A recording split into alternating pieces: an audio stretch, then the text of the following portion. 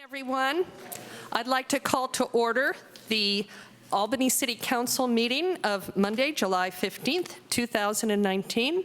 Please join me in the Pledge of Allegiance. Pledge allegiance to the flag of the United States of America and to the republic for which it stands, one nation, indivisible, with liberty and justice for all. Could we have a roll call, please? Councilmember Barnes? Here. Councilmember Moss? Here. Councilmember Pilch? Here. Vice Mayor McQuaid? Here. Mayor Nason? Here.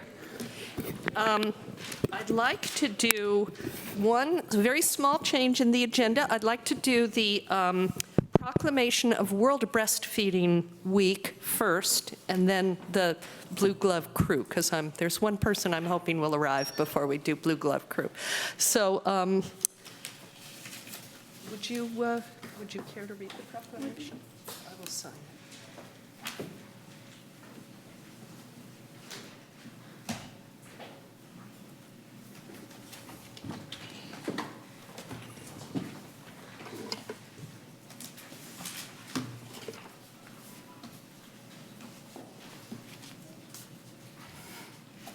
I've asked Ruth Conniff to come and join me at the podium. City of Albany Proclamation in honor of World Breastfeeding Week, August 1st through 7th, 2019. Whereas breastfeeding is an issue of great importance to women, infants, their families, and their physicians, and whereas exclusive breastfeeding for the first 6 months of life provides all the nutrition babies need to grow, and whereas the nutrients exclusive to human milk are vital to the growth, development, and maintenance of the human brain and cannot be manufactured.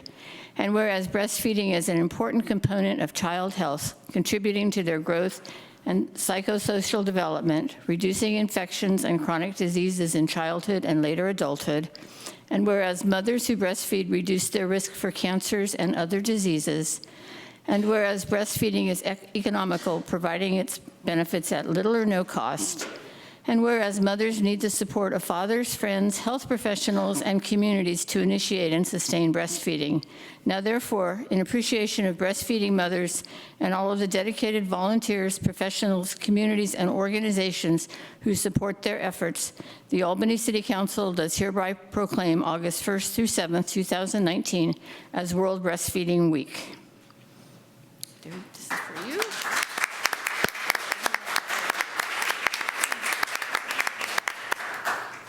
Thanks. I have just a few words. I'll keep it short. I know there's a lot of great stuff on the agenda tonight. I'm Ruth Conniff. I am an Albany resident and also a member of the Alameda County Breastfeeding Coalition. I want to thank Mayor Nason, Vice Mayor McQuaid, and all the members of City Council for proclaiming the first week in August World Breastfeeding Week. As highlighted in this proclamation, families who choose to breastfeed, chest feed, or feed human milk to their babies need the support of everyone in the community. This year's World Breastfeeding Week theme is Empower Parents, Enable Breastfeeding. By recognizing World Breastfeeding Week, Albany City Council has taken one step in providing this support to parents who live, work, learn, play, and shop in our urban village by the bay. Thank you. And just very quickly, the Alameda County Breastfeeding Coalition will be having a free community-wide event, or community event rather, open to everybody in the community on August 7th, which is in World Breastfeeding Week, and there's some flyers on the small table to the left of the door if anybody wants more information. Thanks again. Thank you. So I'd like Todd Abbott and Michael Barnes to join me at the podium. Jennifer Hanson-Romero, she's on her way. Okay, very good. Well, should we wait a moment for her, or we can certainly take up the next item? I'm sure that the council will be fine with taking up the next item on the agenda. Jennifer always joins the walks halfway through, so this is just fine. It's par for the Right in. course. Just jump right Sounds in. good. All right. Okay, so we are. Yeah, you are. You're not waiting. It's funny.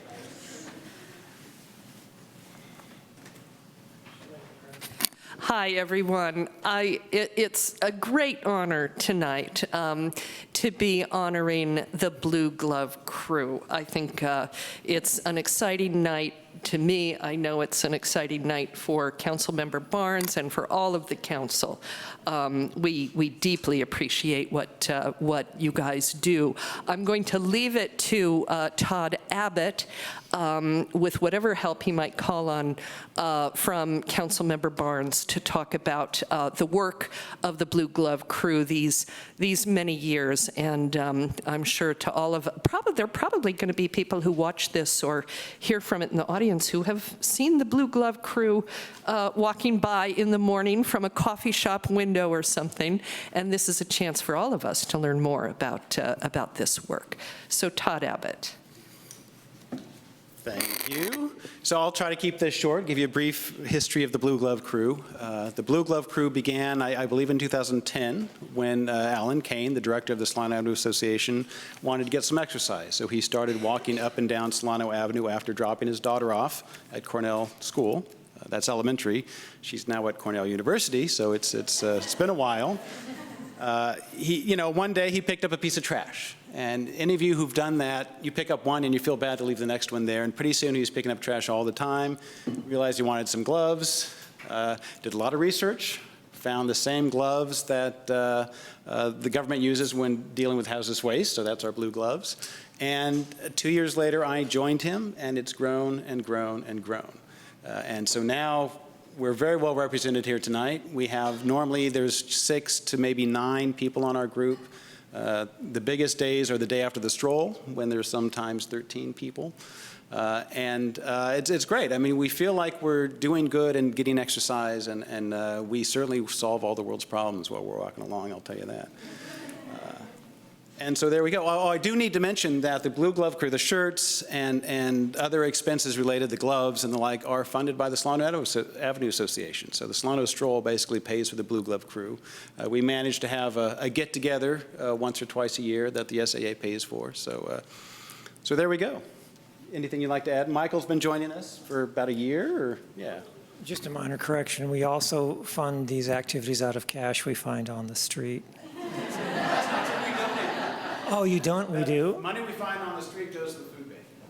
Okay. Well, I did find a 50 once. ooh.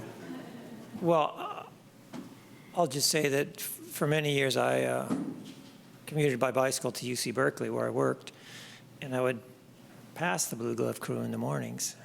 And I made a mental note, bucket list kind of note. Someday I'm going to do that. And then I finally retired. And then I could never keep track of what day it was. And then I figured I needed some onerous task on Monday mornings, like work, to sort of cue me into the week. Then it turned out not to be so onerous after all. So I do Mondays with the Blue Glove Crew.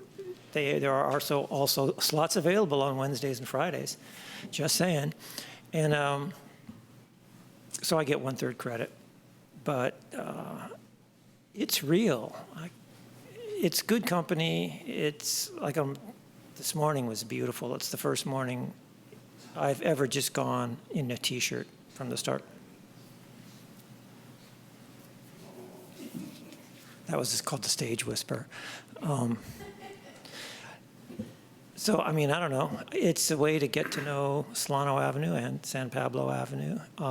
It's 4.8 miles, a lot of bending over. I think it's basically good exercise. So what can I say? It's just become a part of my life, and it is, speaking as a city council member, it's good company, and it is the best gossip, the best source of information. And the things I hear about, usually if anything important is going on in the city, I hear it there first. Then I run into the city and say, did you guys know that?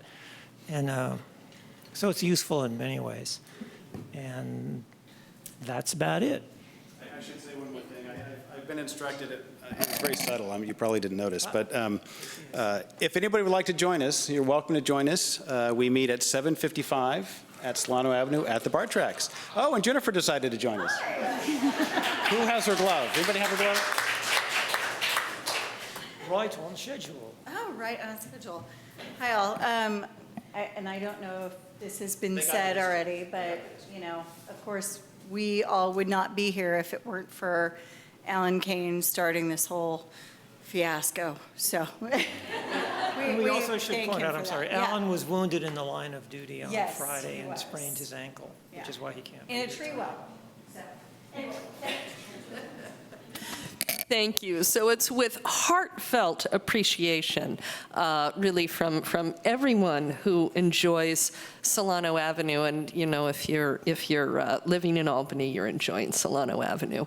I want to thank everyone who participates in this. I tried to do it once. I didn't quite make it. I got all the way up to Starbucks and then sat with a cup of coffee for a little while. So let's begin. I'm going to ask Todd, since I don't know everybody on the crew, I'm going to ask Todd and Jennifer to help me make sure that as I go through names, as there are people I might not know, that they'll let me know if they're here or not. So we'll begin with Jennifer Hanson-Romero.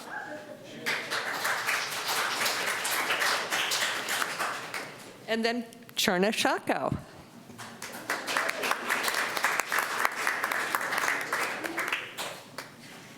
Yes, I know Charna. Is Hector? Yes. Yes. Hector Botello. There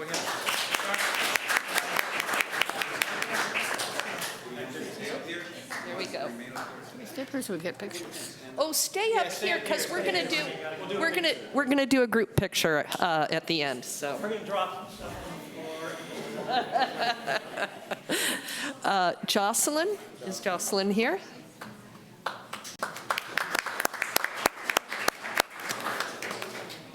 Julie? Is Julie here? Okay, we'll wait and see if Julie comes. Karen is here. Karen.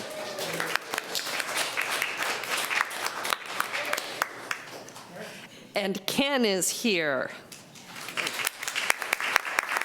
A stalwart of so many volunteers, and he's got a glove. That's fabulous.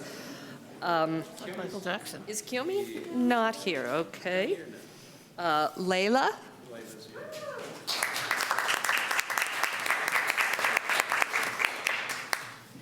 And so young, Layla, you're fabulous. Thank you. Oh, you give us hope for the future. Michael? You're not that young, but you give us hope too. Muriel?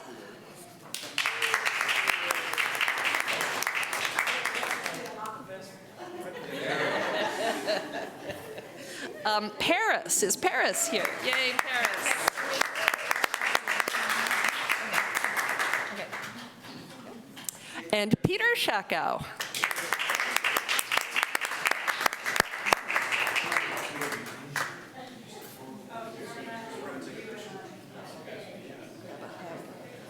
Tammy Hagan.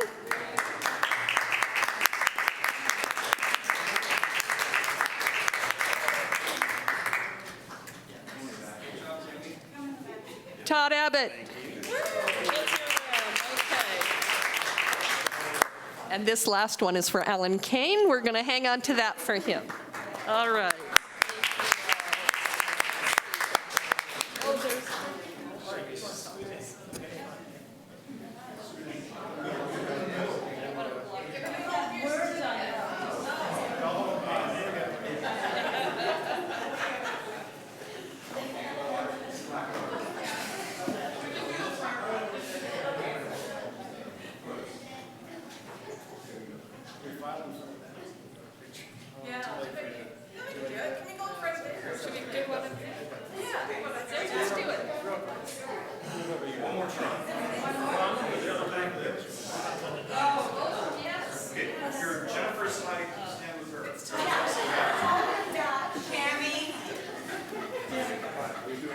Are we supposed to stand? I wanted to say that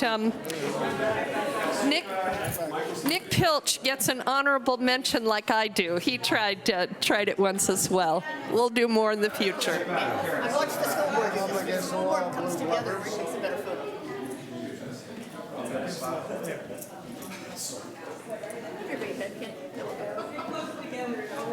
You can stand in the chair. Yeah. Okay. Very nice.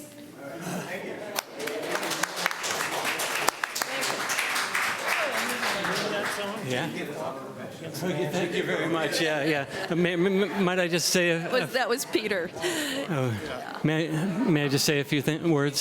Sure can. I also want to. I apologize that it's taken this long. To honor you, the Blue Glove crew does a tremendous service for our city. As was mentioned, I also did a partial run once. Didn't make it all the way, but was happy to participate. And thank you so much for what you do.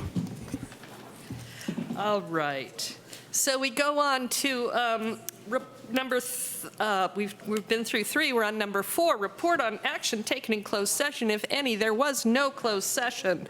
We go to the consent calendar. The consent calendar items are considered to be routine by the City Council and will be enacted by one motion. By approval of the consent calendar, the staff recommendations will be adopted unless otherwise modified by the City Council. There will be no separate discussion on these items unless a council member or a member of the public requests removal of the items from the consent calendar. So does anyone on the council wish to pull something from the consent calendar? 5-6. 5-6? 5-5. 5-5. Any others from the council? How about members of the public? Does anyone in the public want to pull anything from the consent calendar? Seeing none, we will go. 5-5 and 5-6 are pulled. I also have 5-4. And a member of the public has requested 5-4. Okay, so let's start with 5-4. Jeremiah? It was just a comment. Good evening, City Council and members of the community. I'm looking forward to Solano Stroll. One of the reason why I said this is number 3, is waiving fees for cost of public safety, personnel, and city maintenance services. I think that's great. Public safety is number 1. We're going to have, I don't know how many people in a small location, and it's good to have police and fire services and ambulance on call close by. And also city maintenance services.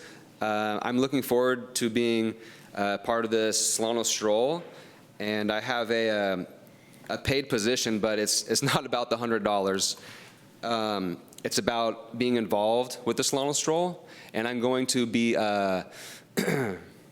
restocking paper towels and toilet paper for the porta potties, and I kindly reminded somebody to make sure they ordered porta potties this year. So I just want to make sure that I'm involved in keeping the porta potties clean and sanitary for everybody in our community. Thank you. Does anyone else want to comment or have questions about item 5-4? Seeing none, we'll move to item 5-5. I think Councilmember Pilch, you had a question or comment. Yeah, just I apologize if staff already answered this and I missed the email, but with the Civic Spark person, does that mean that Lizzie is leaving us and we're getting someone else, or is it an additional fellow? So the fellowship is about 11 months. 11 months? So yes, Lizzie's fellowship ends at the end of this month, and we'll be getting a new fellow starting in September. Okay. Well, it's a great program. I'm glad we take advantage of it. Thank you. Yes, thanks. Thank you. Does anyone else wish to comment on item 5-5? Is it possible to let the community know what the Civic Spark program is? What is it, please? It's described in the, there's a memorandum explaining it. This is about having an intern come on board. I think, Nick, maybe you'd like to explain what Lizzie has done. Or I think that maybe staff would Sure. like to explain that, do a better job. And Lizzie is Lizzie's here. Okay, Lizzie can wonderful. Hi, Lizzie. explain it herself. Why don't you come up? Thank you.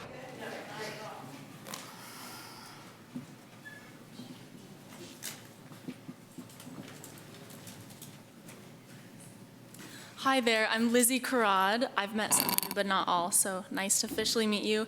So I'm a Civic Spark Fellow, and that's an AmeriCorps program, and it's a program administered by the Local Government Commission, and the goal of the program is to provide capacity for local governments to address resilience issues such as, I'm a climate fellow, so I've been working on climate change issues, and then other fellows are also working on water and also opportunity access like broadband and affordable housing.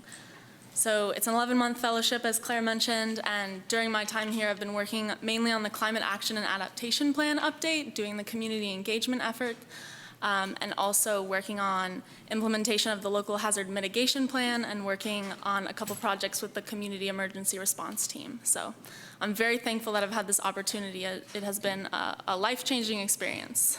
Well, we feel very thankful that you've had this opportunity too, because it's been a real benefit to the city. We really appreciate all that you've done. Yeah, thank you. Thank you. Okay, any other questions or comments? Let's move on to 5-6, and Councilmember Pilch requested that this. I think Councilmember Barnes first wanted to. Sorry, Councilmember Barnes, I apologize. I just wanted to be responsive to a detailed letter we had gotten from a community member expressing concern about this item, and that concerned the role of this organization, Parisi Transportation Consulting, in some plans for bicycle routes on Keynes and Madison, I believe. Is it? Adams, thank you. In any case, I discussed this with staff, and I just wanted to clarify, and the city manager can clarify this better than I can, that it's my wish that if any more money is spent on the bike route planning, that the council be notified first. But my understanding is that this organization does lots of other things for us on an on-call basis, and that this is what this funding is supposed to cover. And with that, take it away, Nicole. Yes, this is our on-call firm that assists with development of grants and also design work in preparation for construction and planning projects. So we use them on an on-call basis based on a project-specific needs throughout the year in accordance with our capital improvement project and plan that the council receives and approves. Okay. Are there other questions from the council about this item? Anyone? Okay. Are there comments from the public? Please come up.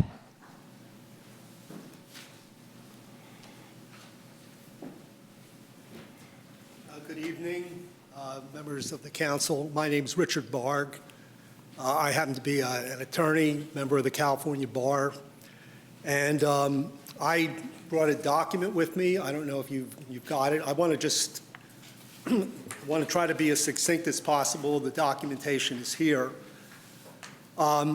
There's no dispute that these services are needed, and Parisi Transportation Consulting appears to have an excellent reputation. I looked at their documents. They look like they're well done. I've heard them speak.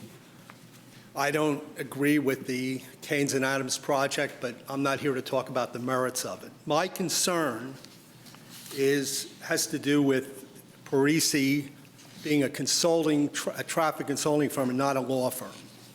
And when Clay Larson submitted that letter to you, it caught my eye as an attorney about several things that he said that I did some additional research on.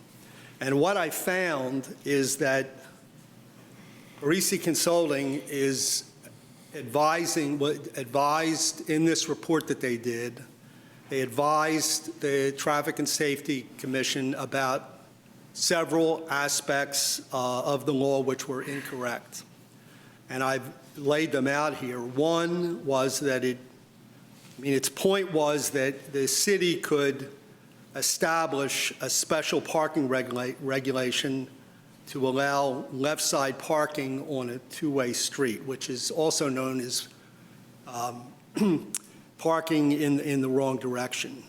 The citation that they, 22503.5 of the California Vehicle Code, that has to do with two- and three-wheel vehicles. So that has nothing to do with cars, and they really should not be citing statutes in that manner. Moreover, the main, what I imagine they meant to say was that under the main California Vehicle Code 22502, dealing with parking, that somehow the city is empowered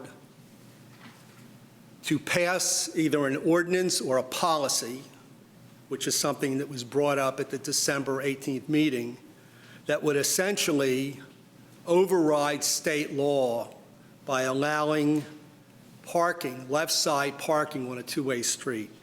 This is clearly not allowed. This is also very dangerous because there are numerous reasons. The statute is designed to protect people from head-on collisions, to protect pedestrians.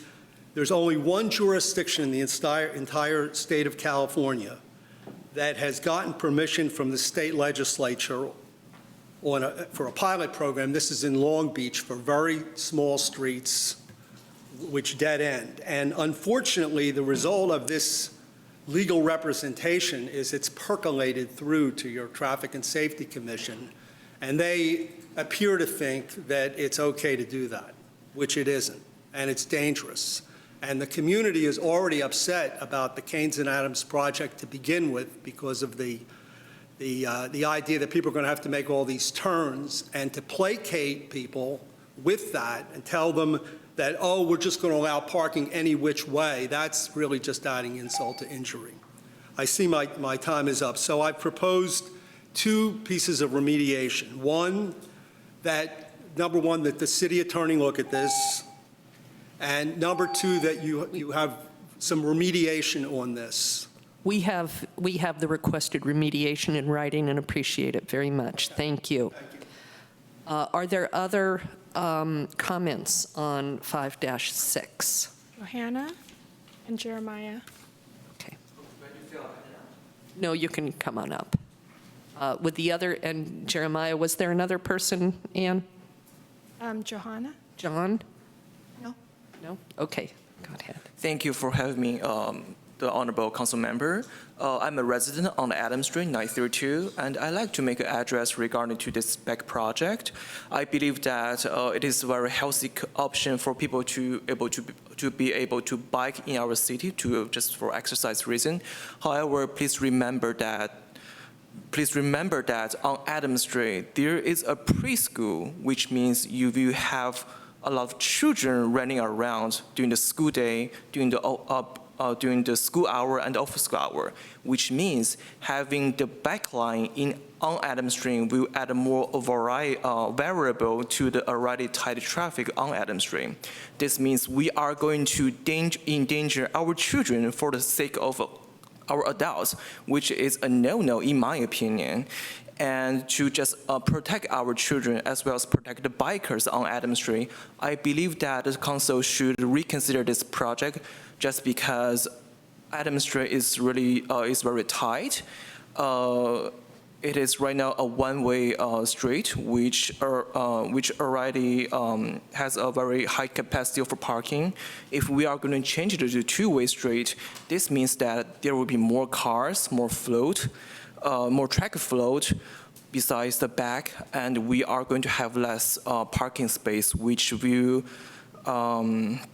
make the traffic more tricky and complex. And in the case that during the school hour or office hour, when we have children chasing each other on the street, we will endanger both the children as well as the bikers. So just for this reason, for the children's reason, I think that the council should reconsider this project, or or at least have a reasonable accommodation to accommodate our children on the street. Thank you. Thank you. And I'd like to be clear, this item is not regarding the Keynes-Adams Bikeway. This is about adding capacity to our transportation department to be able to address issues as they come up. But hopefully we will, it will not be all that long before we take up the project again, and everybody has a chance to provide input.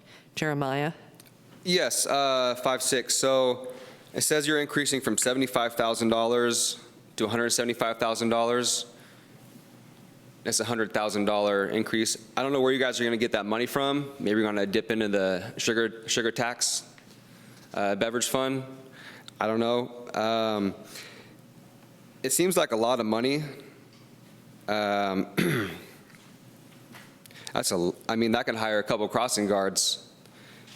I mean, I know you said it doesn't have to do with the bike lane, but if it did have to do with the bike lane, I don't think we need to spend that much money to paint a line on the street to ride a bike. I think a lot of people have common sense to ride a bike. You don't need a line painted on the ground to tell you to ride a bike in Albany. If you can get a second opinion, I mean, that's a lot of money. So, I don't know, it seems like you guys have a lot of money just to throw around in your budget for this kind of stuff. And then you don't have money when it comes to children and pedestrian safety. All right, well, good luck with this, and please consider the extra $100,000. It's a lot of money. Thank you. Thank you. Are there other comments on this item? Sure.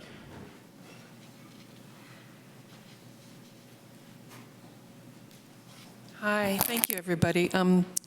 I just wanted to say that I came tonight because I don't know what your numbers are in terms of disposable income or allocation to the transportation consultants, but I think that there are those of us who are quite concerned that if there is a bucket of $100,000, that Parisi might, on some level, need to go back and keep tweaking the Keynes and Adams calming project.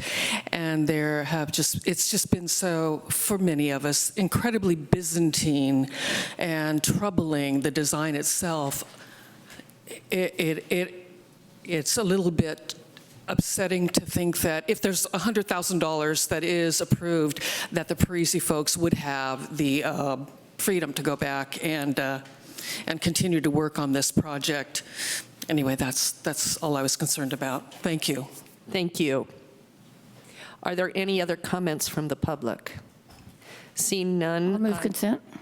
Pardon? I'll move consent.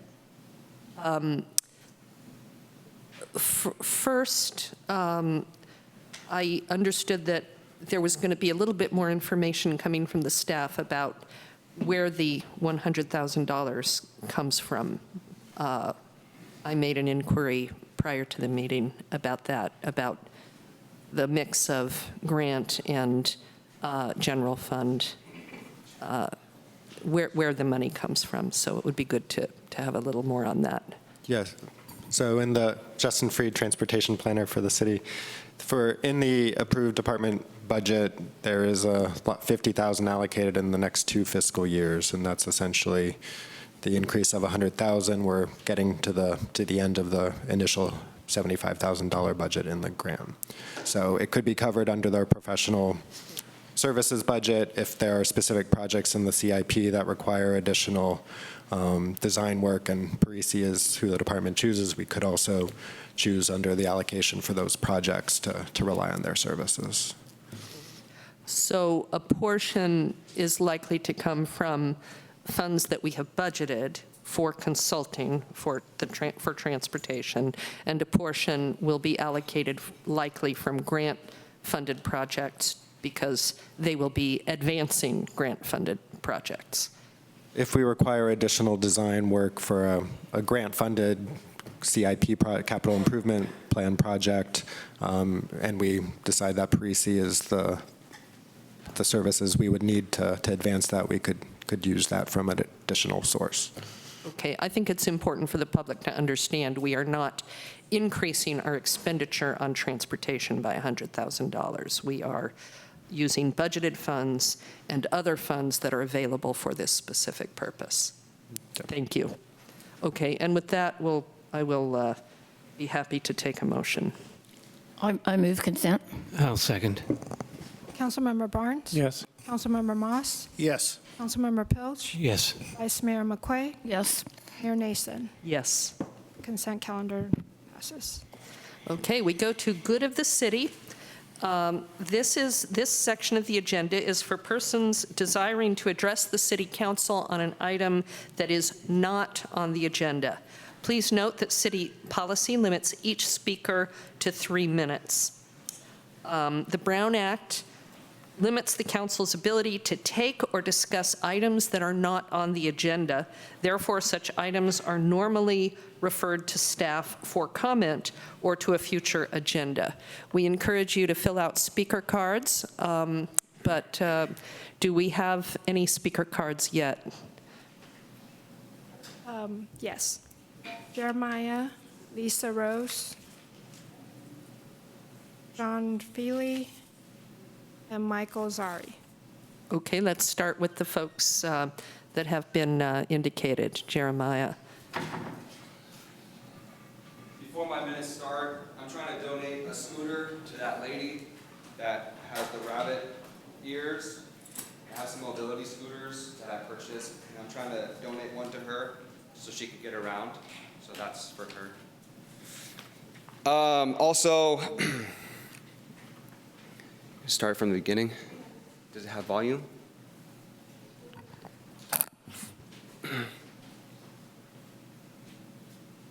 Does that volume to turn up? Is there volume for this, or?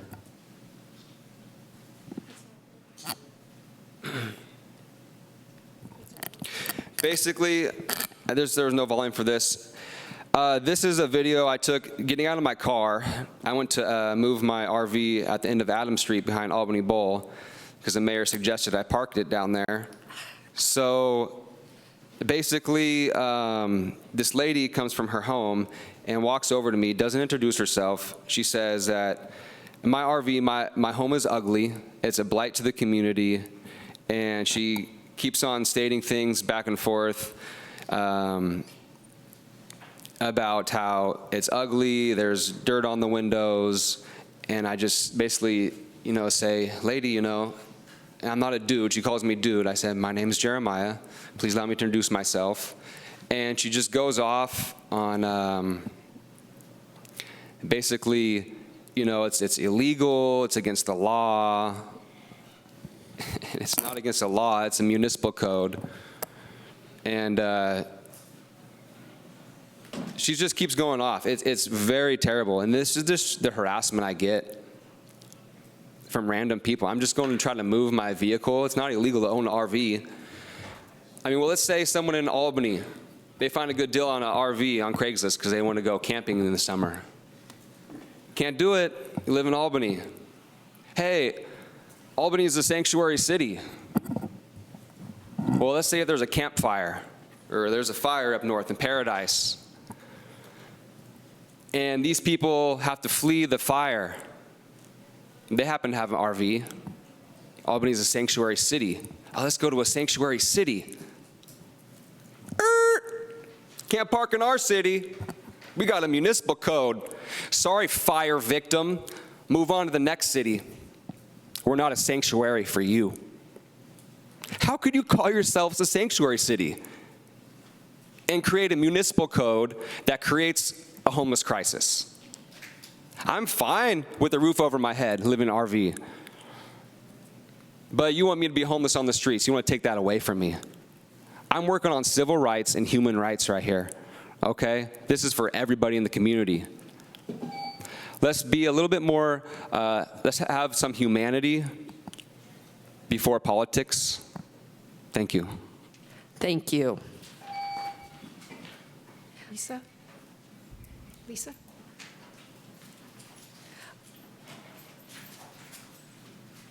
I am going to say for the record that I did not suggest that Jeremiah You park just in violated the Brown a Act. particular You can't comment on location. anything that's not on the agenda. You can go ahead. Second meeting in a row, you broke the Brown Act. You may start. Good evening, City Council members. First of all, my name is Lisa Rose, and I wanted to introduce myself. I'm actually one of the members of the Art Committee, and I have actually not met any of you, so I wanted to just say, hey, here I am, and thank you very much. I'm here tonight actually with a couple of things about how we make decisions, particularly when it comes to visual art in the city. And having read the work plan, of course, becoming familiar with the work plan, it's come to my attention that, and being on the committee, that I'm the only actual visual artist on the committee. I'm a professional visual artist. I have been so for about 50 years. I have a Master's of Fine Art. I'm a professor of art, and I'm state credentialed in art. And I'm the only person on the committee who has any of this. And some decisions get made that are important regarding visual art that we spend money on. And this is the first time, as I understand it, there's been somebody like me on the committee. So I'm here to recommend that the next time you look at the work plan and think about how decisions are made, you consider always having at least one actual visual artist on the committee. And in the work plan, actually, there is a place for this where you have, for certain decisions, you stipulate that there needs to be an expert of some sort or an educator. But what I want you to know is not all educators necessarily come equipped with those skills.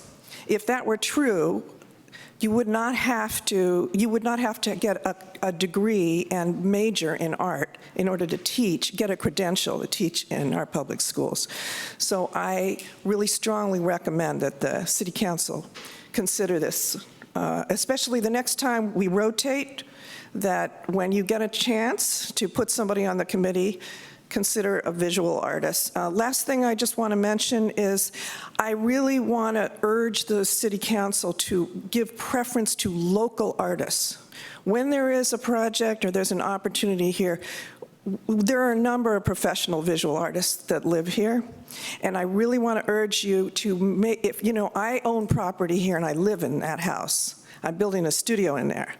I don't want to pay these property taxes to city government that's not supporting me as a visual artist. So anyway, thank you. Thank you. John Feely. And Michael Zari's after. Good evening, council and community. Hi, some of you may have heard on Friday, I own Zari's Delicatessen, by the way. On Friday, our store was smashed into by a SUV, and it took out half the storefront. The first time that happened was in 2013. And in both instances, I observed people leaping to safety to avoid being crushed by a car. So my pitch is really simple. If the council could consider installing bollards on the sidewalk to protect both the businesses, but more importantly, the pedestrians. It's a public safety issue, and bollards are beautiful. So, so anyway, that's all I've got to say on it. I hope you'll take that into consideration because it's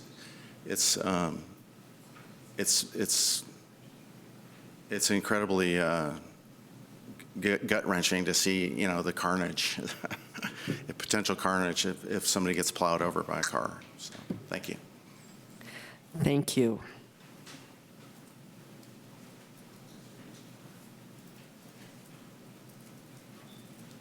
Hello, everyone. It's good to see you. What was it, just a few months ago, we honored my dad? Yeah, that was really nice. But unfortunately tonight, like John mentioned, it's hard for me to believe that twice in a 5-year period, our storefront was demolished by freak accidents, really. And it's kind of miraculous that no one was injured. And if there's a next time, we may not be so lucky. So in looking at solutions, the barrier may be an option. And in terms of funding, I know our family would be happy to contribute if that would be helpful. Other than that, perhaps even some guidance on the issue on how to work with the city on that would be helpful. So I hope you'll consider it, and I'm not aware of how many other accidents like that have happened on Solano or San Pablo or around, but just would like the council and city, city members to just consider the possibility of some sort of barriers or some other solution. Thank you. Thank you. Are there any other cards? No? Is there anyone else in the audience who would like to make a comment on a matter not on tonight's agenda? Seeing none, we will move on to council subcommittee reports. These are and reports on appointed representation of Albany and other meetings and events. So we start with subcommittees. For the council, we do have here on the dais an all-debate subcommittee report, which will be posted to the agenda if anyone would like to look at it, and perhaps most importantly, take advantage of a link that is in it. I'm going to read just a couple of lines of it so people know the content. The All-Debate Subcommittee is made up of myself and Vice Mayor McQuaid. The Regional Task Force on the closure of All-Debates Hospital, convened by Berkeley Mayor Arreguin, has continued to meet on a fairly regular basis, although it is in hiatus for the summer. We attend these meetings. The main topic throughout the first half of 2019 has been the Rapid Health Impact Assessment prepared by UC Berkeley, and I've provided a link to that report and a list of some of the key findings, which include decreased access to urgent and chronic care for vulnerable populations, the increased difficulties for our elderly population, and probably of great concern to many in Albany is the increase in travel times to the hospital emergency department. This mentions West Contra Costa County patients, but it certainly is true of Albany patients as well. So if you'd like to learn more about the All-Debates closure and the work of the subcommittee and the task force, I'd encourage you to take a look at that online and follow the link. Are there any other subcommittee reports? No. Okay, so we go to City Council appointed representation of Albany, and the printed agenda contains a list of these bodies to which the council appoints members to represent the city. Does anyone have a report they'd like to make? Has anyone been to any meetings? No. Not as an appointed. As an appointed, yes. We'll get to the others. Yeah, things go kind of quiet in the summertime, don't they? I have actually been to a couple of meetings, and again, there is a written report on the dais that will be published online.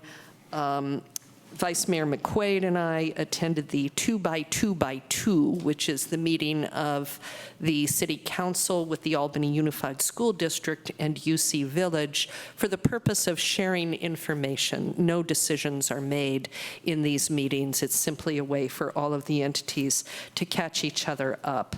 The principal issue that was discussed was the issue of safety for children getting to school from the UC Village during this transitional construction time. And we had some concerned parents sharing their concerns about child safety, and everyone took that under advisement. There is, with the posted material online, you'll find a flyer about safe routes to school if you have an interest in that particular subject. I also attended an Alameda County Transportation Commission Programs and Project Committee, and there was nothing that was directly relevant to Albany, although there was information about how the STIP is developed, the Surface Transportation Improvement Projects, which eventually our projects come, many projects of concern to Albany come through the STIP. And there was some discussion. There were 2 items on express lanes in other parts of Alameda County, and it was mentioned that our stretch of Interstate 80 is one of the most congested in the region and will be considered for an express lane in the period between 2025 and 2035. And again, this is all online with links. And let's go on to the City Council meetings and events. Councilmember Pilch. So this is for other then, yeah. Yes, I attended the mayor's conference along with the mayor and vice mayor, and the 2 main subjects of presentation were about the Berkeley's, what do they call it? The Stair Center. Huh? The Stair Center? Stair Center, yes, on 2nd Avenue in Berkeley. Great presentation about how they run the program, which requires, was it 2-point-something or 3-point-something million a year to operate? Quite an expensive program, but quite effective as well, it turns out. So that was interesting to hear about. And then the one good news I heard about recycling was that we have an incredible mattress recycling program in the state, where we end up being able to either repurpose or recycle most of the mattresses that get discarded or that are past their useful life in the state. So it's the one light in the one bright light in the kind of the dim area of recycling these days. And that's it. Thank you. Vice Mayor McQuaid. Well, I'd like to start by giving a shout out to the Recreation Department. Once again, they presented a fabulous 4th of July event. Just an amazing event with lots and lots of people, especially little kids, having a great time. I attended the Chamber Solano Avenue Association mixer. I was also privileged to attend the District Attorney's Justice Academy, which is a program for juniors and seniors in high school, learning about the DA's office and the justice system, and then having internships throughout the county. And I'd like to give a special recognition to Michael Blue and Genevieve Lee, both Albany High School students who participated. And last night I went to the art opening at the community center. Again, it's a wonderful show. If you haven't been there today, in the next couple of months, try to go by and see it. It's a wonderful show. That's it. Thank you. Councilmember Barnes, do you have reports? Yeah, I went up to Sacramento, I think it was on Wednesday, to attend a hearing in the Senate Governance and Finance Committee. There were many bills there trying to get a lot of stuff wrapped up before the recess, the summer recess. But I was particularly interested in AB 1487, which is a bill that would establish sort of a housing agency within the Metropolitan Transportation Commission. And it's getting messier, so they've put it off for now, when they might bring it back after the recess is over. But it's something we should be paying attention to. Thank you. Councilmember Moss? Not much to report on. I did attend a gathering in Berkeley to celebrate the Dalai Lama's birthday. Mayor Nason was also there. That was a lot of fun. Okay, yeah, that was quite wonderful. So I want to join in Vice Mayor McQuaid's shout out to the Parks and Rec Department and add a shout out to the Senior Center, because they had a pre-Independence Day event with a sing-along that was lots of fun. No ukulele band like the 4th of July. That was fabulous, but it was all really, really great. I went to Foodie Land. That was quite an interesting thing. We need to understand all that goes on in our town. The Dalai Lama's birthday was mentioned. The mixer was mentioned. I attended a conference call of the climate mayors talking about how cities can provide leadership on climate efforts. I attended an interfaith partnership mobilization on homelessness luncheon in Oakland. It was a very inspiring and helpful event with a lot of brainstorming from people who are not always heard in government areas. I attended with Councilmember Pilch and Vice Mayor McQuaid the Alameda County Mayor's Conference and a preceding meeting on homelessness. We do have a process going on by which the various cities are coming forward with the amount that their city is spending on homelessness, which in our case is in excess of $700,000 per year. And that's small by the standards of this area. So we are looking at how much is being spent and how it's being spent and how we can find greater efficiencies and greater effectiveness in partnership with the county.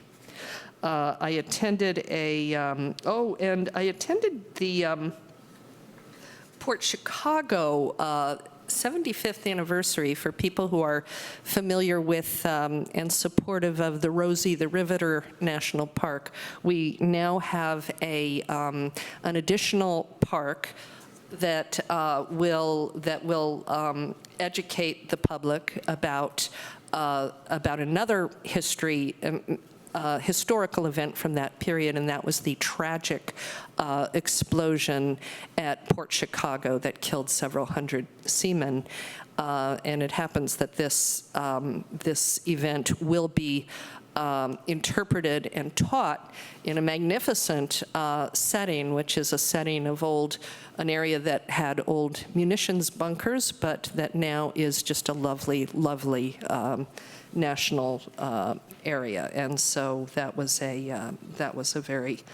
another very inspiring event. And I see in the audience Janelle Gary, who came to that with me. Let's move on to the city manager report. Oh, I forgot that I also attended that mixer. Thank you. Yeah, it was a great mixer. Beautiful jewelry. Go ahead. Thank you, Mayor. A couple of updates for everyone. The Climate Action Plan is still under review, so please get your comments in. We have a survey on our website. The period for comments is open until July 19th. That will, of course, come before the City Council for review as well. The rehab of the sewer main and laterals along Solano between Curtis and Pomona, bear with me, was completed ahead of schedule. So I want to take a moment to recognize our Public Works Department for an amazing job. Robert was here a little while ago, but Robert and Mark have done a fantastic job, and ahead of schedule is something that is wonderful to hear, with really minimal impacts, and they really worked well with our business community to try and make that project as straightforward as possible.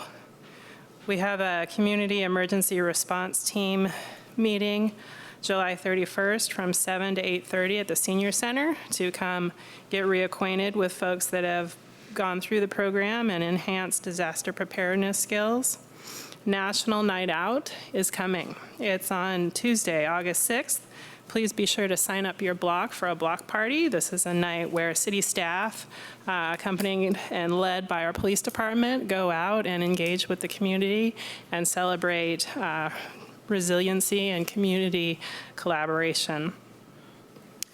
Also, we have 2 exciting programs coming back to the senior center, podiatrist as well as blood pressure monitoring. Those will be announced in our upcoming rec guide that will be mailed out, and the services should start in September. So I really thank the rec department and senior services staff for bringing those services back. That's it. Thank you. That's wonderful. Okay. So we move on to number 9. We've got presentations, the first being our fiscal year 2018 to 19 quarterly financial update.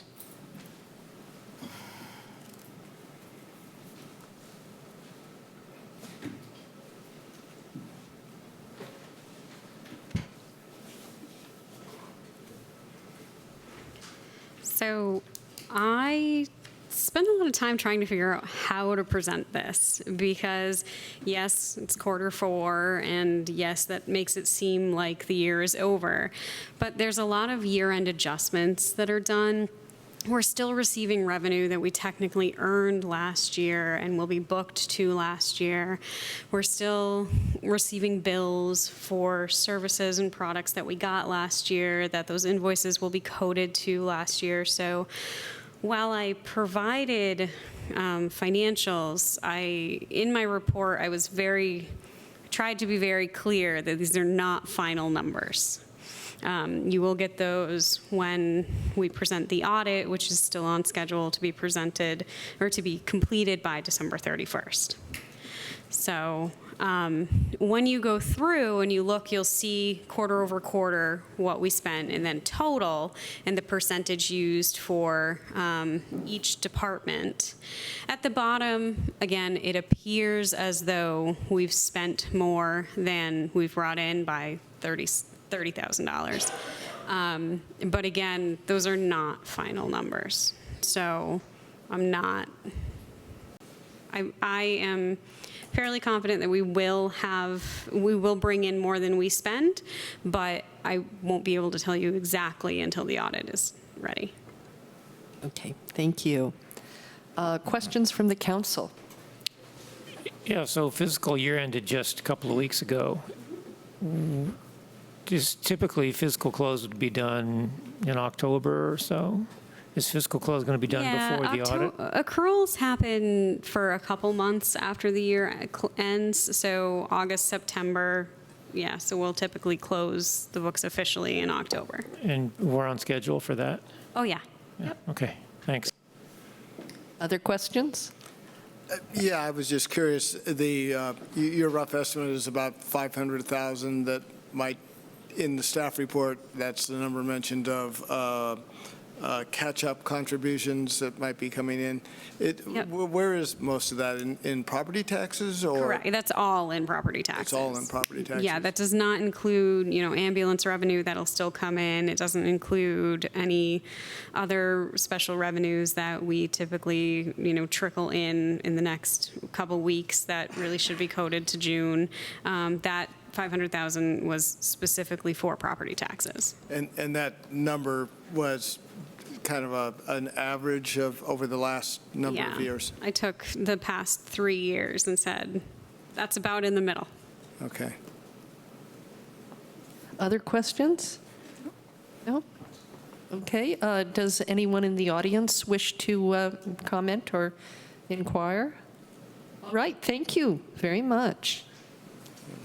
It's nice to have these quarterly reports. It's really great. Okay, so we move along to the review of the advisory body work plans. And tonight we are considering the Transportation Commission, also known affectionately as Traffic and Safety. Mr. Del Rosario. Good evening, Robert Del Rosario. I'm the current chair of the Transportation or Traffic and Safety Commission, as the mayor had pointed out. The document in front of you is the culmination of feedback from council from the May 6th meeting. There was some coordination feedback from some council members, and there was further development by staff in the commission on this document. The initial document was a lot of information that wasn't very well organized. It was sort of a brainstorm on the commission's behalf, and everything was put there into a document, and so it definitely needed some refining and editing. So we did refine and edit both the list of accomplishments accomplishments and the proposed work plan items, and the descriptions of the commission's role in each. We better organized the document to be in line with the city's initiatives. Particularly, we directly tied the document to the city's strategic plan, work plan for promoting active transportation and safety. We referenced specific projects from the city's capital improvement plan to show more alignment. And then we tried to be more realistic in our selection of work items and what the commission can actually take on with staff in a 2-year period. I think we just had too much in the original document. So you have this refined document before you, which we think is better organized and better aligned. We hope that the council will consider and approve the document. I would like to thank those of you that did help with develop and refine the work plan, in addition to the staff and the commission. And with that, I'll be happy to take any questions or comments. Thank you. Do we have questions for Mr. Del Rosario? No, not on this side. We do here. Yeah, I do have one. One of the things on the other work plan items is review procedures for long-term encroachments onto city-owned right-of-way. Correct. This almost sounds like something maybe planning and zoning should be doing. I'm curious as to what the transportation part of that is. Yeah, I think to the extent that there's that right-of-way encroaches on pedestrian access on sidewalks, then we'd want to provide some input as the Traffic and Safety Commission. But I think you are correct that it would also be something that the Planning Commission would take on in terms of zoning and encroachments. Okay, it seems like a bit of a reach. It was my thinking. Sure. Councilmember Burns? I'd just like to say that Justin Frieda, the staff, and Mr. Del Rosario met with the Vice Mayor McQuaid and I, and had a very productive meeting, I thought, and the result of that was this document. And, I'm pretty pleased how it turned out. So thank you for your work. Thank you. I'll just add that I sent you comments I didn't meet. Yeah. And I appreciate the work you did on this stuff. Thank you. I just felt like I was there. I'd like to add my voice to the chorus of appreciation for this much improved document, and it's clearly been a good deal of work.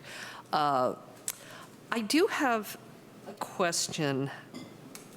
Well, maybe it's really more of a comment, so I'll hold off for right now. Why don't we take comments from the public? Do we have any speaker cards on this? Do we have anyone who wants to speak on this advisory work plan? Seeing none, I'll bring it back to the council, and now I'll make my comment.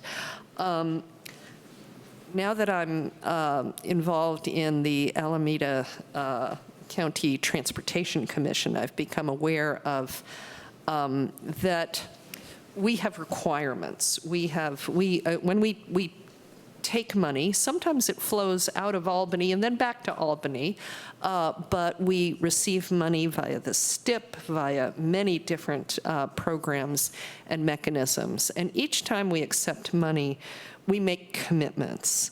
And unfortunately, we're struggling with keeping up with our commitments, it seems to me.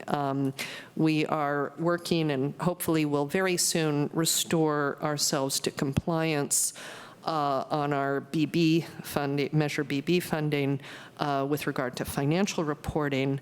But we have allowed our pavement, our street pavement, to deteriorate to the point that we are now, our paving condition is non-compliant with our grant commitment. Now, as of November, our active transportation plan will be non-compliant because it will not have been, we will pass the 5-year mark since it was last updated. And I'd like to make the comment that, I don't want to say, well, we should be, meeting, that these obligations are necessarily higher priority than something that could save someone's life. But that's the life of transportation and traffic and safety, that every single project has the potential to be a lifesaver if we can get it done faster. But we have so many projects that are so meritorious, and we must regardless, we really must live up to our commitments. The danger, if we don't fulfill our commitments to grantors, is that we lose the ability to go back to that funding source, and then we lose the ability to pay for more projects that we need. So I just want to make this plea. I don't remember how we have dealt with this, but I think we need to work on looking ahead. And it can be very hard for a little tiny town. A city like Berkeley probably keeps its doesn't have a lot of trouble keeping its active transportation plan up to date. But for a little town, this can be daunting. But it really, truly needs to be done. And I want to encourage, and I see faces from our Transportation and Traffic and Safety Commission here today. I really want to urge in the strongest terms that we review these obligations and we take them very seriously. And in particular, the active transportation plan, the fact that that has gone so far without an update is really, really troubling, because we're talking about active transportation at almost every meeting, and to not have a plan is troubling. Sure. Any other comments or questions? Sure. Yeah, a question of you. You said our paving is not compliant with grant commitments. Could you explain more what you mean by that? Yeah, I presented some information. I think it may even have been the last meeting. I'll double check it. But there was a presentation given at the Alameda County Transportation Commission that made note of Albany's noncompliance, although that was because of our finance. Our lack of accounting of our funding, which we are scrambling to correct, as I understand it. But I pointed out, I think, that we are also in noncompliance because our paving condition index has fallen under 70. And that is one of the requirements to receive your funding under Measure BB. Oh, okay. I'll help you, I'll guide you to that information. Are you saying that we're no longer able to accept get paving funding for Measure BB? No, there was a rather panicked question to that effect from one of the other cities that is also non-compliant. They said, if you cut off our funding, we'll never get to 70. And the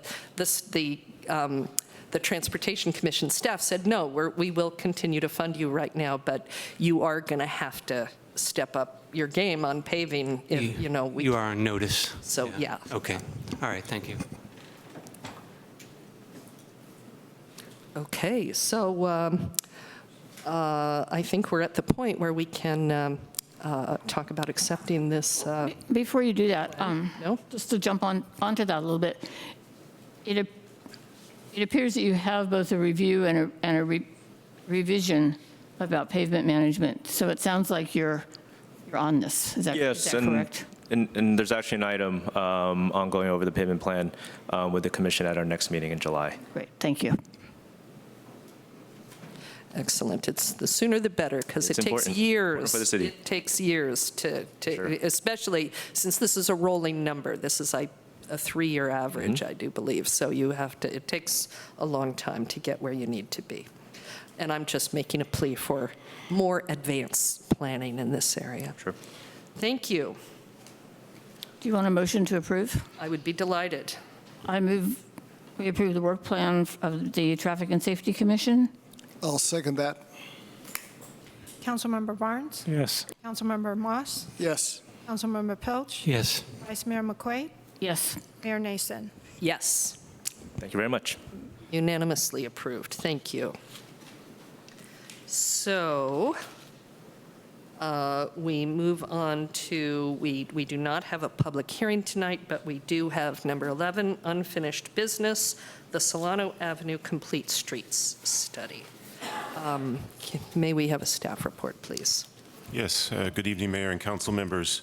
I'll start with the staff report, and later on, my colleague Ann Hirsch will join me as well. This has been a challenging planning process. We began with the best of intentions. We believe we've hired, involving stakeholders in the community, we think we hired a high-quality firm. They're certainly nationally recognized, and they're a group of people that have a genuine understanding of the Albany community. We also create what we believe was a robust engagement process and tried to respond to what we heard in that process. We approached this from a multidisciplinary approach, recognizing that it's hard to look at a street, particularly a constrained street like this, and not look at not only the transportation elements, but the urban design, the placemaking, the economic consequences of different changes. And I think we're at the point where we acknowledge that we're wrapping up this study without a shared vision forward. But we do need to wrap up the study. And you know, we certainly reflect a lot on how we could have done things differently. I don't think we need to go into that this evening, but if that's something the council wants to explore at some point, we could do that. This section of Solano Avenue does need attention. We all know that. There are safety issues that are most paramount, but there are many other elements to it as well. Our hope for this evening is that we can go through some of the major elements of the plan and hear from council members where there's a consensus among you for moving forward. And in those areas of consensus, if we can, we would like to move forward with some of those elements, particularly in recognition that they might be temporary or they might be short-term, or they'll be planned and designed in a manner that doesn't preclude the final resolution of some of the bigger picture issues that are still unresolved. And we would propose to do this in our normal way, which is to engage with the community directly as well as through our commissions and committees. For the items where there's not a consensus among the council, we would ask that those elements be set aside. They're important issues, and we would like to continue to work on them, but with a fresh start.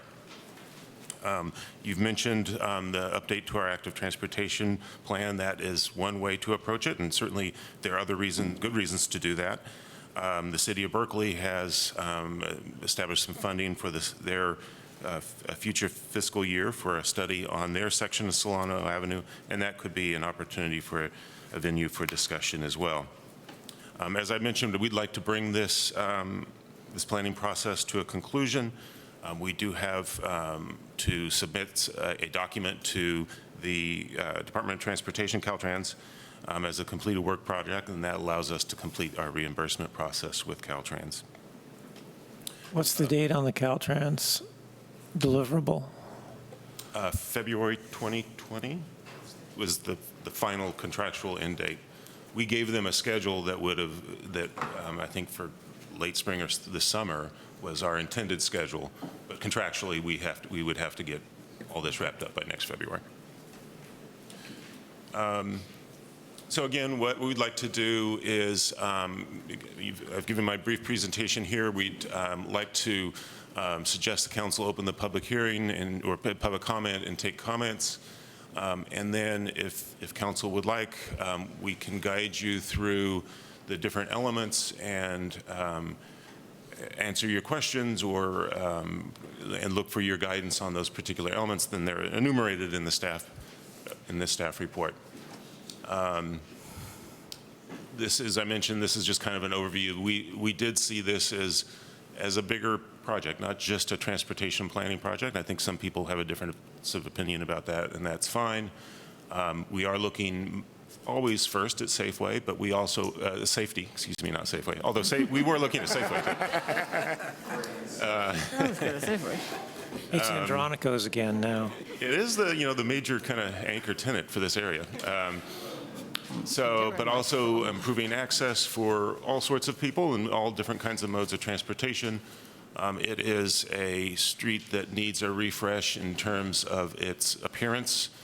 And then finally, it is important as kind of the core of our community in a lot of respects and the economic activity there that needs to continue to be vibrant. Council and probably everybody in the room knows this, but just as a refresher, this is looking at just a segment of Solano Avenue, this particular study. Solano, the business district of Solano begins all the way back essentially at Adams or San Pablo and goes east all the way up into Berkeley. We're looking at the segment from key route or Masonic to the city limit line, in the middle part of it. And the Nielsen city limit line or the Tulare city limit line? Tulare is the end of our jurisdiction. And this evening's session is here in response to your most recent discussion, which was on May 20th, where you received an extended presentation from consultants. Our consultants are here, but we haven't planned for any additional presentation. Again, I'm happy to respond to questions if necessary. And at the end of that long discussion that you had as council, you asked to bring it back for some more refinement. So I believe that is, a couple more things. So again, we're looking to get some specific feedback from you and begin the process of wrapping this study up. This is not going to be readable, unfortunately, but we do have a definition. One of the questions that came from council members was a definition of complete streets, and we can read this to you if that comes up, if you have a specific question about that. And then finally, just want to acknowledge that you received a number of emails and letters in the last 2 or 3 days, and those have been passed on to council and incorporated into the agenda that's posted online. So with that, I think I will just pause here, and if you want an overview of some of the things that we'll be looking for your guidance on, I could provide that now, or we could wait for that after the public comment is completed. Okay, do we have any questions right now? Yeah, I guess I do have one question, just getting it clear in my mind. We're being asked to close out this design process, which I think personally I'll be okay with. But, and then it's going to go back to you, and it said in the report that you're going to come up with a plan out of that, or I don't know if I have the exact wording, but it was right at the beginning of the staff report. Okay, the council accept the draft study and with directed refinements and direct staff to prepare a final study. So then what you're looking for input tonight, and that this will be kind of all churned together, and then there'll be a final study that may not be exactly what the overall study was. It's to complete the preparation of the document, the study. It's not a design. I want to stress that. That's a later process. This is not even an official adopted policy document like an active transportation might be. It's a thought process and a community engagement process to try to create a vision. But yeah, we do need to clean that up. We need to do the best we can where there's a consensus and finish it and submit it. It would be hopefully a useful information document, if nothing else. Planners make plans sometimes that don't go anywhere, and we don't want it to not go anywhere. We want the good things that everybody agrees on to push forward, but we need to acknowledge that through this planning process, we haven't come to that shared vision yet. Okay. And I'm sorry, but that's where we've landed, and I think we're prepared to acknowledge that, and with your guidance, we'll figure out what we can do right away, and then we'll keep on working on the issues that are unresolved this evening. Okay. Thank you for that explanation. I think it's helpful for me, and it might be helpful for lots of people in this room, of just what we are doing tonight. I have a question on the same lines, because it reminds me a little bit of what we went through with the, what we have with the bulb transition study, and that this is a study. A study is not in itself a plan. It looks a lot like a plan. It's a study that makes suggestions that, taken together, start to look like a plan. But it isn't actually a plan. The plan will be the updated active transportation plan, and the CIP will be, those are the actual plans. And this is a study informing the plan, allowing us to move forward And with capital improvements that are needed, so we can keep our CIP updated with the projects that are matters of community consensus, while some matters may have to wait for additional planning efforts. Okay, thank you. I agree with what you said. Okay, thank you. Mayor? Yes. So I also had the same thoughts and comments, and I believe this is the, I approve of that direction. I believe this is the first time we're using the word study, though. The document actually does say plan. So we might want to consider whether we want to change the wording of the document to say conceptual plan or study. But that is, I think, a change to our deliberations. Calling this a study is a change now that we need reflected in the documents in some way, I think. And also, my understanding of this meeting is that it was a study session. It was to be a study session. But I think staff can correct me if I'm wrong, but since it was a study session, I wasn't expecting the wording that the staff recommends that we accept the plan in the staff report.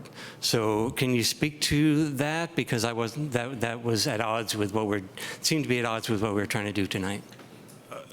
I'll let Ann respond to that. So originally, when we were scheduling this for the council agenda, we originally thought we would make it a study session item and start the discussion in advance of the regularly scheduled starting time.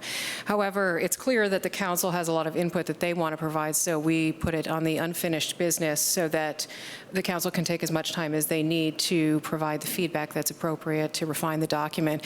And with that, and bringing it back under unfinished business, that also gives the council the flexibility to bring this to a conclusion if they decide to do so this evening. I should add that you also have the opportunity as the council to receive the final study plan, whatever we will call it, at a subsequent meeting, so you can see the clean version, if you will. Okay, but the staff recommends that we accept. That's in the agenda, but that's, well, we'll have discussion about that, but that's, people should know that that's what's in the agenda, but that's not my understanding of what we're going to do tonight. It's accept the draft with any refinements that the council wishes to make to prepare a final version. Referred to as a draft study. So, which sounds pretty loose to my mind. I feel there's devils in the details there, but we can get to that during the discussion period. I would like to say that our last meeting on this was a bit emotional, and I've spent a lot of time on this, hours this weekend, studying this and thinking about this, and I realized that I think one of the areas that I just want to clear up that might help with all of the discussion, including public discussion, is that there was an alternative presented, and to the best of, by Preston Jordan, and to the best of his knowledge, he did the calculations and calculated no loss of parking in his alternative. And the bodies that deliberated on this assumed that as well, no loss of parking. The consultant also did a quick study of that and determined that there would be a loss of parking. But so I think that is what people saw last, and that's what people understood the alternative to mean. But I think at this point, it's important to realize we don't know. We don't have the final calculations, and the bodies that deliberated on this assumed no loss of parking, and that's what I assumed too when I first saw the alternative. So I hope that helps the discussion. Thank you. Any other questions before we begin? Okay, how many people are here planning to comment on the study? see, okay, we've got quite a few, and it's 9 o'clock, so I'm going to ask, and we've received, from many of you, I know we've already received written comments, so I am going to limit the public comment period to 2 minutes, and ask you to please assume that we have read your comments, and please try to focus your comments on either the biggest picture or the newest stuff. This isn't the detailed comments we have. So do we have cards for this? Okay, let's. Read 3 at a time. If you could please line up, ready to speak. Carly Dennett, Aaron Proven, and Harry Chomsky.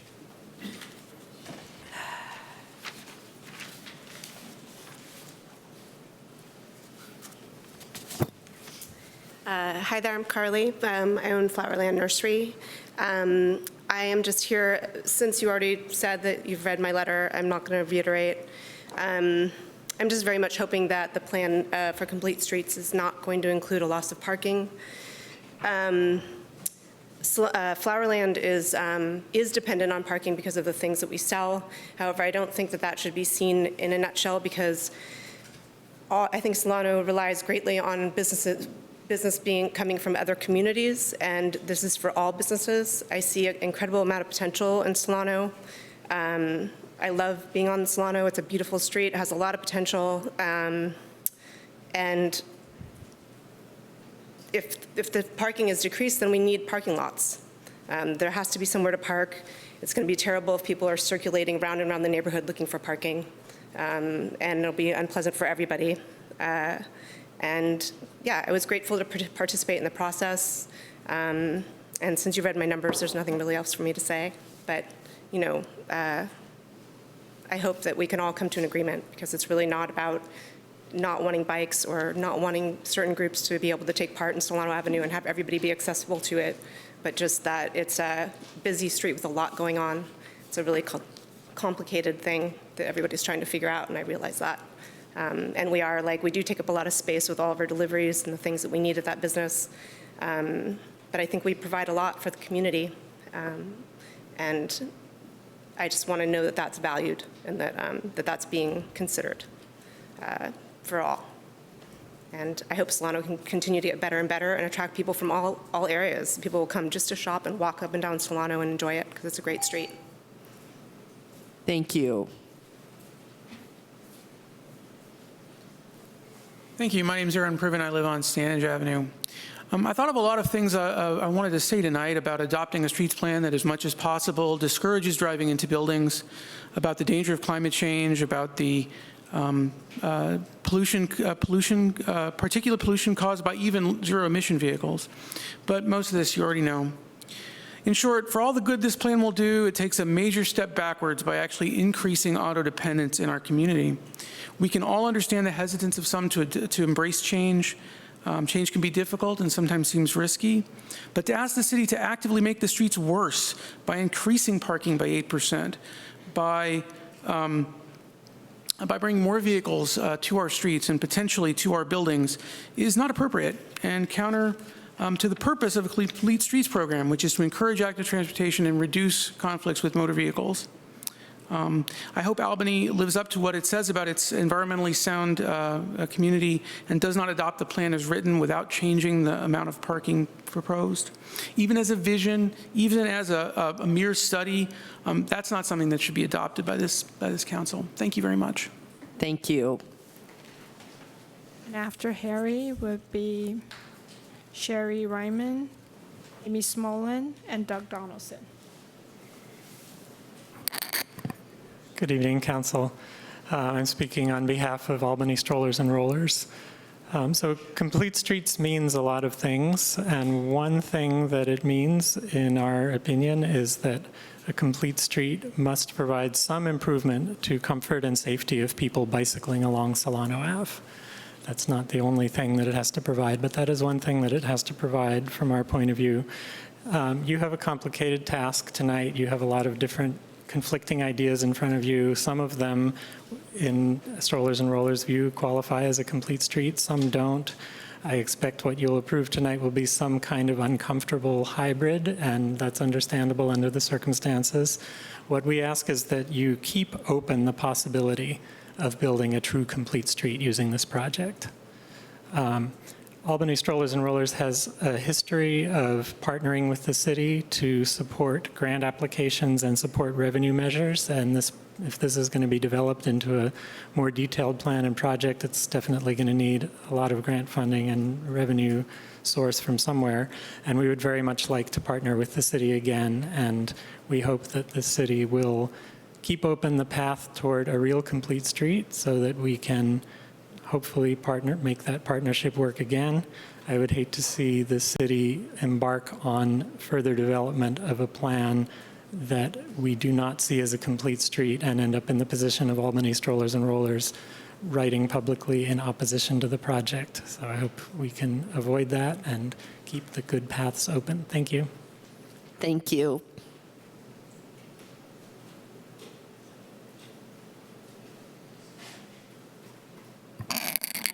Short person adjustment. Hi, I'm Sherry Reineman.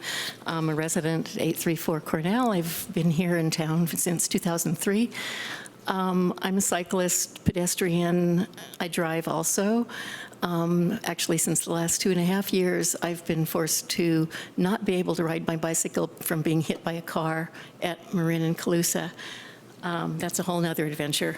I would like to thank staff for redefining the focus of what was previously thought as the plan, and now we understand as a study. I think that's great. Just some minor comments. I don't think anyone can state it much better than the gentleman who lives on Stanage. Thank you for that. Some sort of additional comment. As far as I'm a fan of Flowerland, but I also think that expanding the sidewalk, which would be a part of the alternate plan, would actually increase and make that space a lot more inviting for a lot of other users, and that would also hopefully include the uphill cycle track. And that's about it. Thanks. Thank you. Should people line up behind Amy? Here's Doug.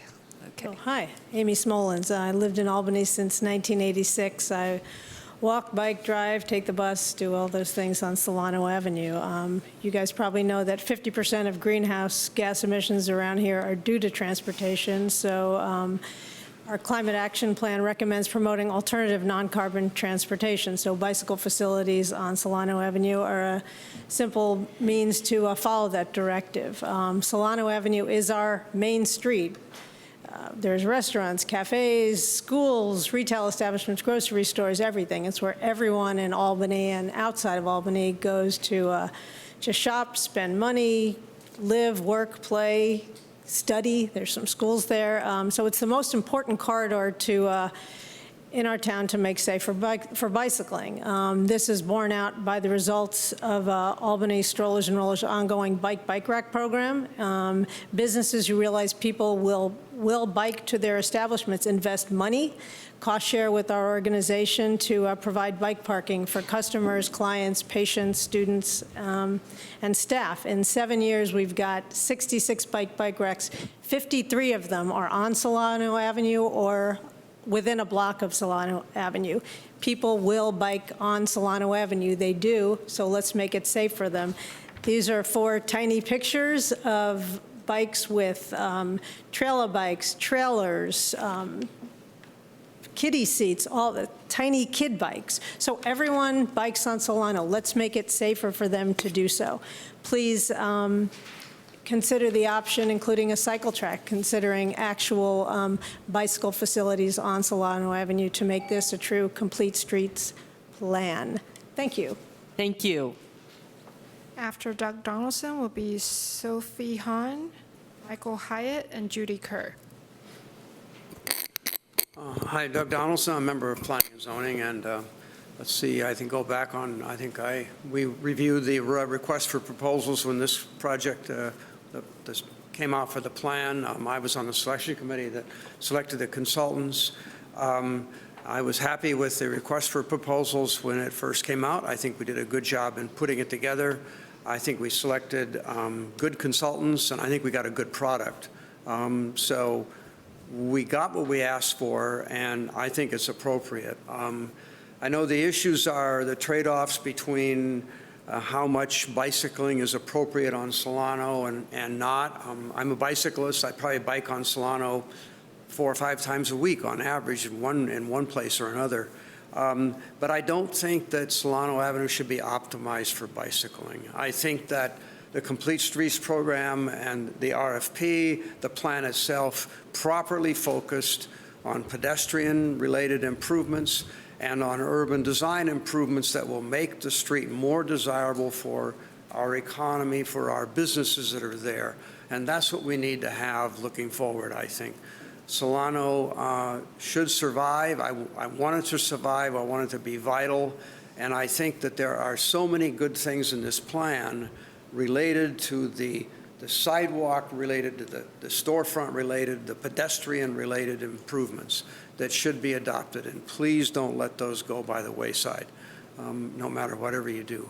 I don't think there's space on there for a good bicycle boulevard. I don't think Solano is a bicycle route or a bicycle boulevard. I don't think it should be, even though I do bike it.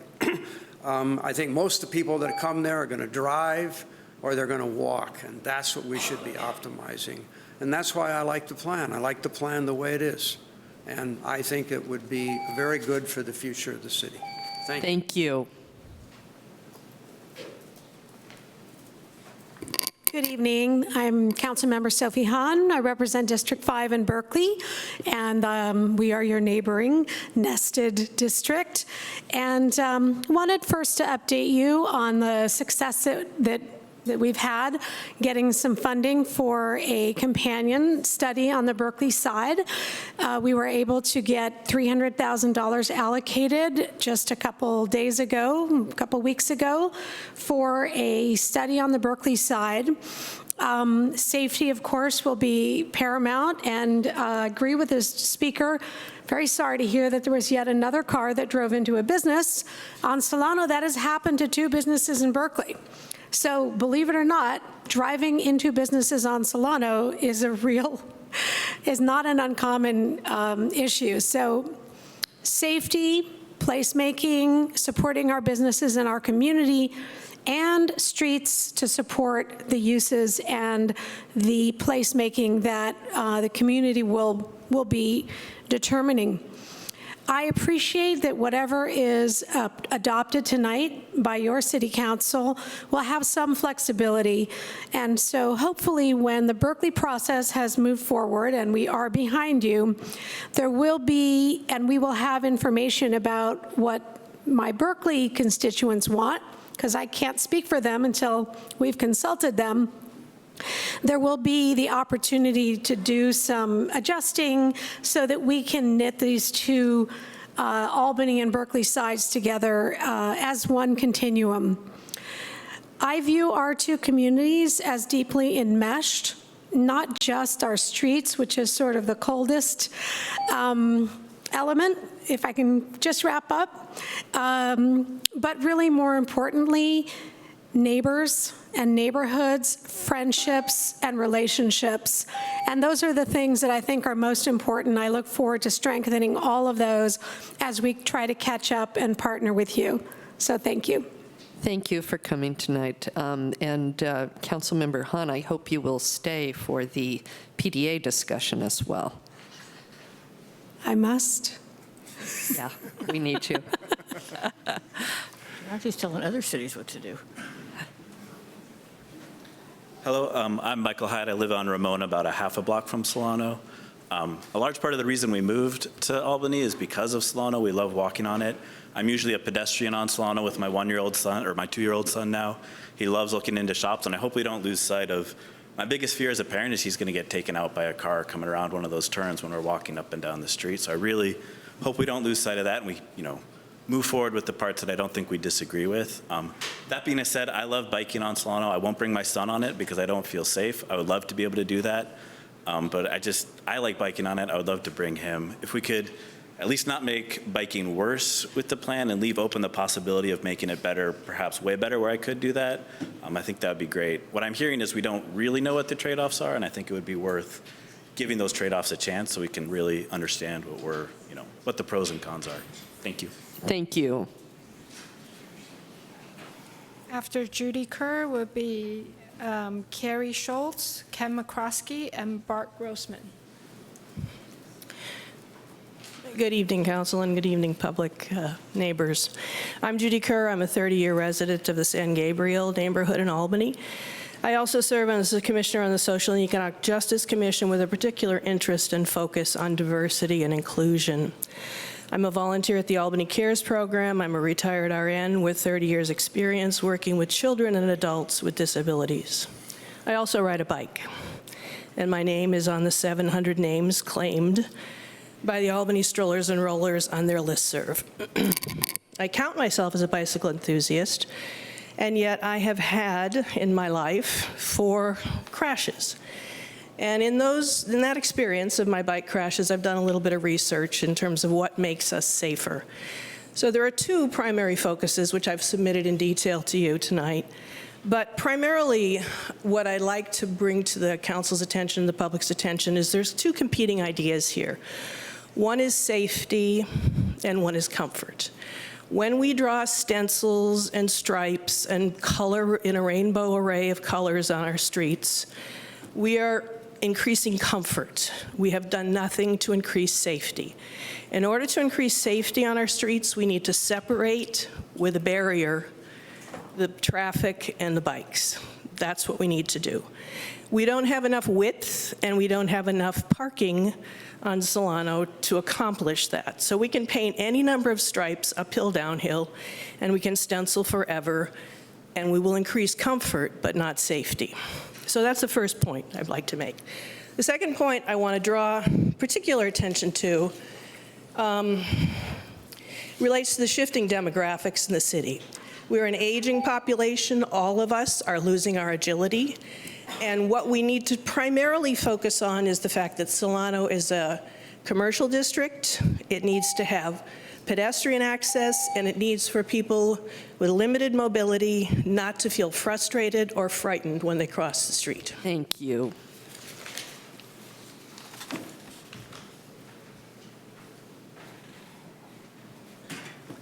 Hi, my name is Carrie Schulze, and I'm a manager at Flowerland.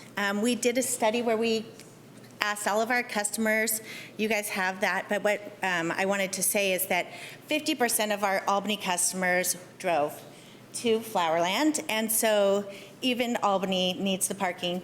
77% of our customers on a regular basis were from out of the area, and I think Albany should be very proud of what a draw it is, the vibrancy that it brings, and also note that you need those dollars.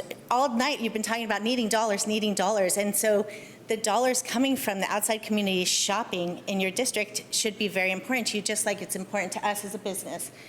And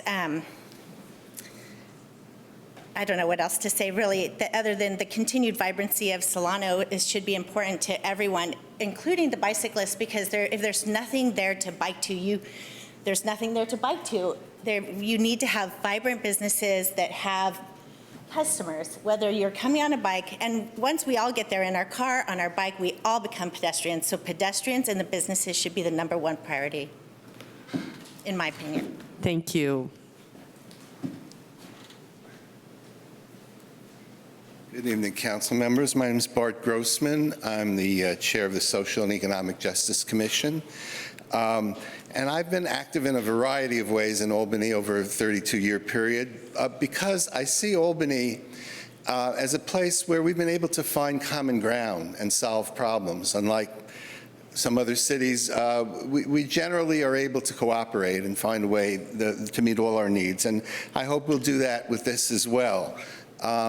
We need to think about safety for bikes, but we also need to recognize that we have growing numbers of people who are elderly and can't ride bikes, and we have disabled people who also have limitations, and we have families for whom biking may not be the most convenient way to do the business that they need to do if they have multiple children that need to be dropped off and and various jobs that they have to respond to. So I think we need to take the time to find a solution that will work for everybody, and we need to look at this plan in the context of the broader regional plan, because we're involved in traffic calming all over the place, and my concern is we may calm ourselves into gridlock, because when you make driving more difficult, it doesn't mean that people stop driving. It just means they take longer to get where they need to go, which increases pollution. I also think we need to look at the long term. Increasing numbers of electric cars will reduce the impact of cars on pollution. I think that's important to consider. And I also see a trend away from mass transit while we're building bus lanes everywhere. I find during the day very few people use buses. More people are using Lyft and Uber and other means of personal transportation. So let's take the long view and not lock ourselves into the present. Thank you. After Ken McCroskey would be Preston Jordan, Madison, and Dan Johnson. Good evening. I support continued analysis of the transportation portion of this study.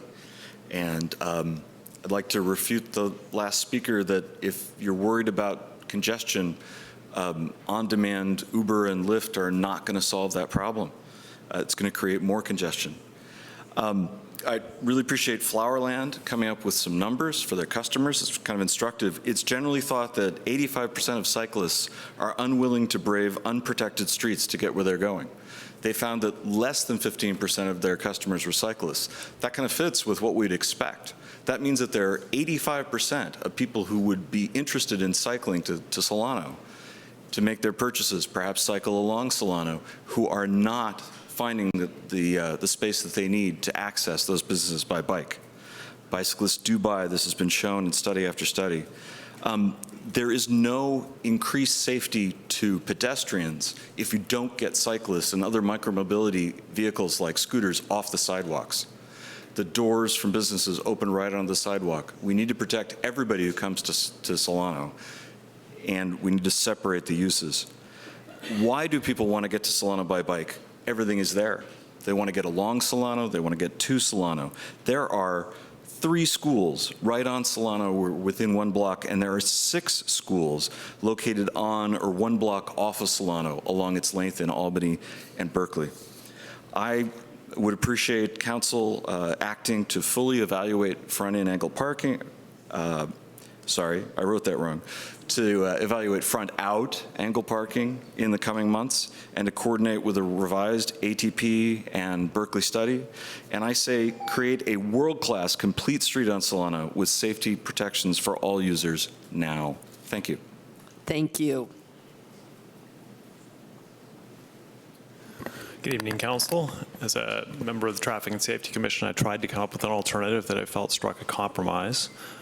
As has been represented, I spent about 8 hours measuring out parking, and I do geospatial analysis for a living. I showed my work. I provided a workbook, Excel workbook to staff, asked for review. That found there'd be one parking space lost by the alternative going to parallel parking on the north side and angle parking on the south side, but I said, this is not my area of expertise, so please review it. There was no review of that. The consultant put forward a memo that my understanding was just kind of a gut feeling that there would be 10 to 40% loss of parking, which is an extraordinarily wide range to put one category. I'm presuming there is no loss of parking. It does provide a cycling separated facility in the uphill direction, so that does provide safety as well as comfort. Our current active transportation plan says that any project on Solano Avenue must increase cycling safety. That has been ignored and ignored and ignored, but it's right in there, page 6-107. And so I don't know why that hasn't been one of the guiding lights of this project. It would also improve safety in the downhill direction by changing the parking to parallel, which is demonstrably safer for everybody, motorists, cyclists, all road users. It would provide for wider sidewalks than the current plan. So we hear the emphasis on creating a sidewalk environment, a sidewalk culture. This would do more for that than the plan, the primary plan alternative that the consultant is putting forward. So to me, it's pretty much a win all around. Nobody gets everything they want. There isn't more car parking. There isn't a separated cycling facility in both directions. I would say probably the group that comes out the best is sidewalk users, but it is, I think, a viable compromise. Thank you. Thank you.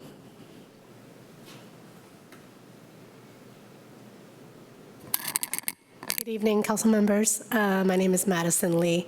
I've been a resident of Albany for 20 years. I have 2 kids, and I bicycle around town every day. I bike to work, I bike to shop, I bike my kids to camp, and I do it every day. My kids are an age where they can bike themselves, and I try to teach them how to bike safely on the streets with me, but they hesitate most of the time and say they don't feel safe and end up biking on the sidewalk, which I don't encourage, but it's the only way they feel that they can actually bike around town. And I would like to get them to a point where they don't do that and bike on the street where it's safe. And in order for them to do that, I really would like to see that Albany look at providing lanes that are dedicated for bicyclists, up and down Solano particularly, that they can ride on and feel safe going down and up Solano. I am also an architect by trade and study urban planning and, revolve my day around designing for good urban spaces. So I understand the importance of having a balance of good pedestrian, good bicycle-friendly, good vehicular access for everybody to use. And so it's a challenge to balance all those needs. And that is something that is weighted heavily on you. But I encourage you to think thoroughly on those plans and think about all the end users and find a way that we can balance it and make it work for everybody. I have in past have encountered issues with bicycling on Solano where accidents could have occurred. I'm a cautious biker, so I try to be careful and look out. But there are incidents that occur that can be dangerous, and so I encourage you to look at those as they are real issues. Thank you. Thank you. Dan?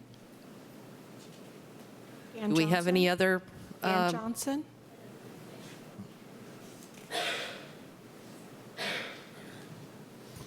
Hi, thank you. I'm Dan Johnson, Albany resident. I want to point out that the 3 advisory bodies that reviewed this plan, I believe none of them approved the plan or went with it, and of the 3, at least 2 approved the alternative plan, right? So if we're listening to our advisory bodies, that's a solid message there. The second thing I've noticed in all this conversation is that we're implying that to make the conditions better for some people, drivers, pedestrians, we have to make conditions worse for other people. I reject that totally. I'm also a designer for my profession. I think, yes, there's limited space, but you have the whole world of creativity and examples in cities all around the world where we've solved this problem, right? We don't need to make conditions worse for cyclists to make them better for drivers and for pedestrians. And the draft plan or the proposed plan, in my reading, does exactly that. It creates these choke points, and it also creates this gutter thing, which is another road hazard. So I don't know why we have to make this street worse than it is currently for cyclists. I don't need a whole cycle track. That would be lovely, but let's just not make it worse than it is now. And widening the sidewalks is fantastic. I'm glad to see that in there. There's some points on the street right now that's like literally 2 feet of clearance between the hedge and the street sign, and we've got to go single file as pedestrians through there, so that's awful. It's great that we're widening the sidewalks. We can make it a proper street.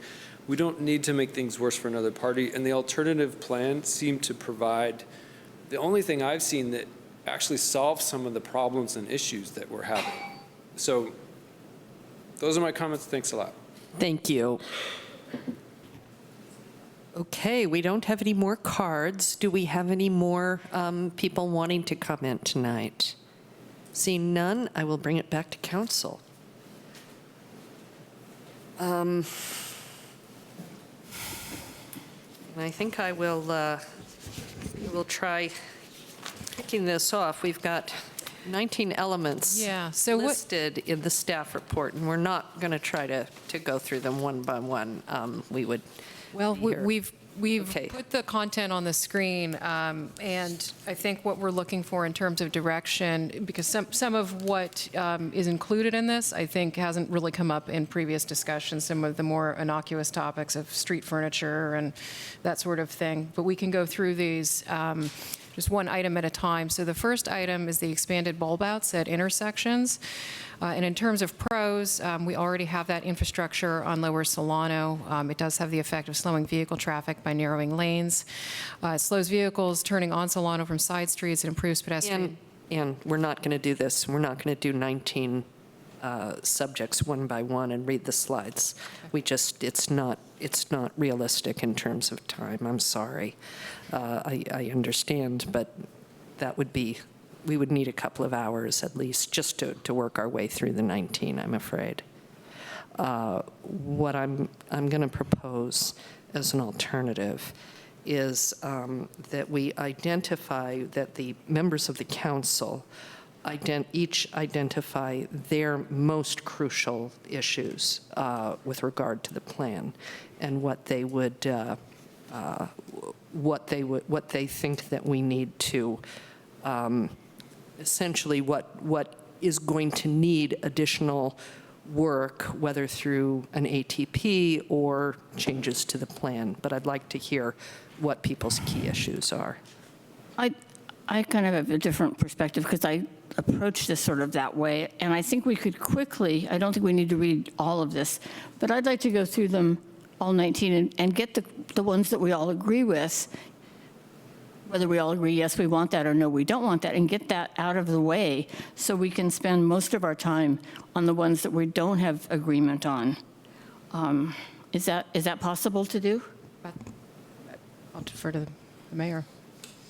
Well, let me ask the rest of the council. Do people have an appetite to go through all 19, or would we, shall we identify key issues that need to be dealt with? Well, I'm happy to go through them all. We'd have to do it quickly. I don't want to be here all night, but if we spent 1 minute on each, on average, that'd only take us 20 minutes. So if we are willing to spend a half hour on it, and really breeze through the ones that are uncontroversial, I think we could try to get through these in 30 minutes. But I'd set 30 minutes as a time limit. Okay, can we assume that everyone has read the material? So we don't need to do a reading of we don't need a slide-by-slide reading, but we can just go through subjects. Well, I think many of these are just uncontroversial by their nature. If it says cons, pros, this, cons, none, it's, I think we can kind of skip those because those are probably things we have consensus on. Maybe let's give it a try to do it really quickly. And let's see which ones are issues. Yeah. Okay, bulb outs. Are bulb outs an issue?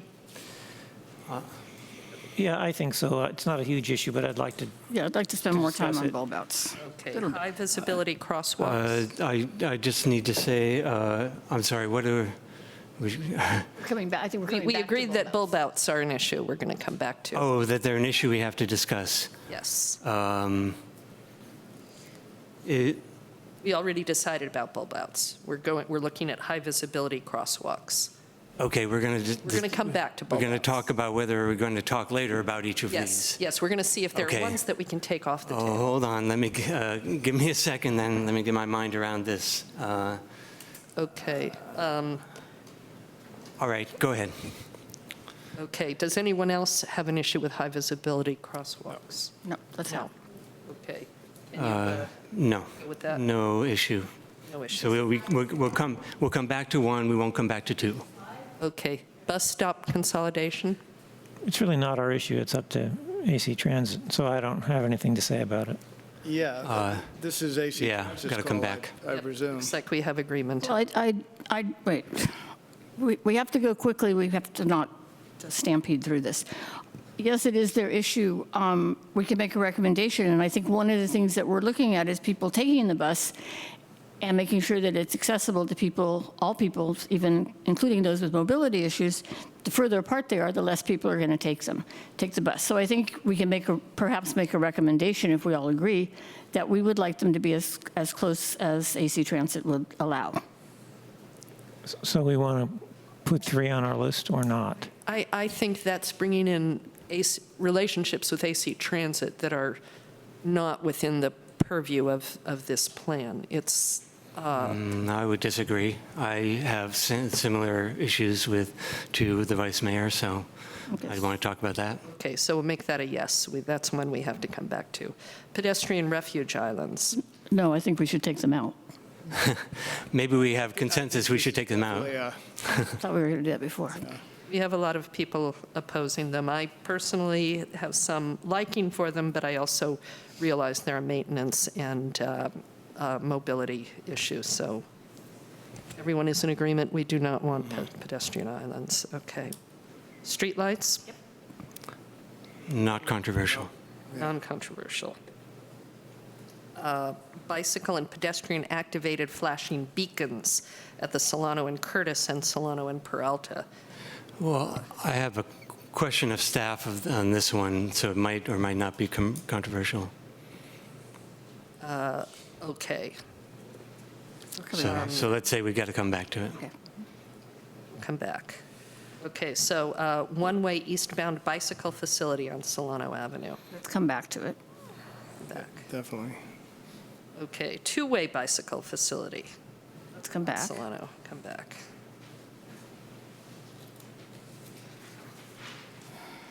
Public art. Yes. Anybody want to talk about public art? No, sounds good. I think we can skip 9, 10, and 11. 10, upgraded street furniture. Sure. We're all good with that? All good. Yeah. Design palette for streetscape improvements. Yes. Good. Everybody's good with that.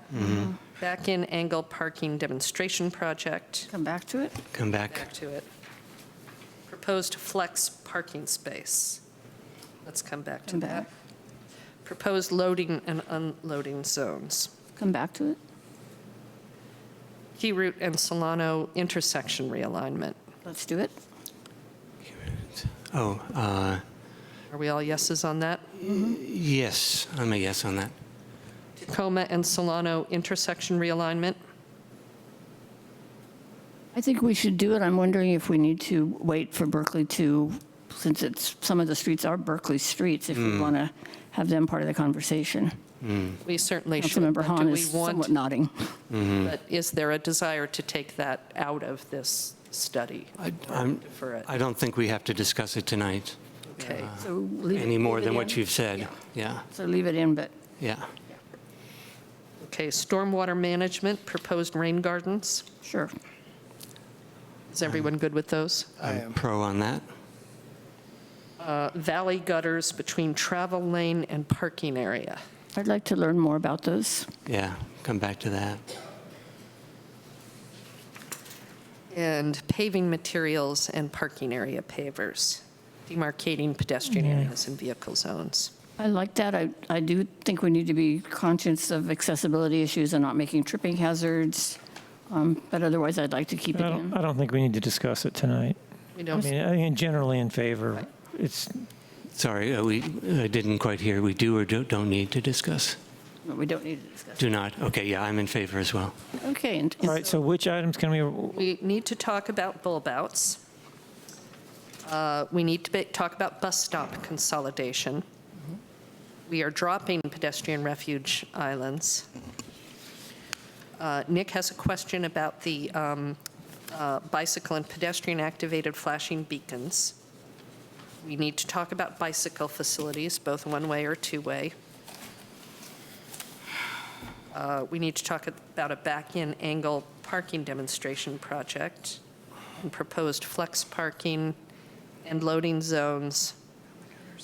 It was a little unclear on the Tacoma and Solano. I guess, yeah, we need to come back to it, right? There's qualifications people want to add. And we're okay with rain gardens. We need to come back to valley gutters. And we're okay with paving materials.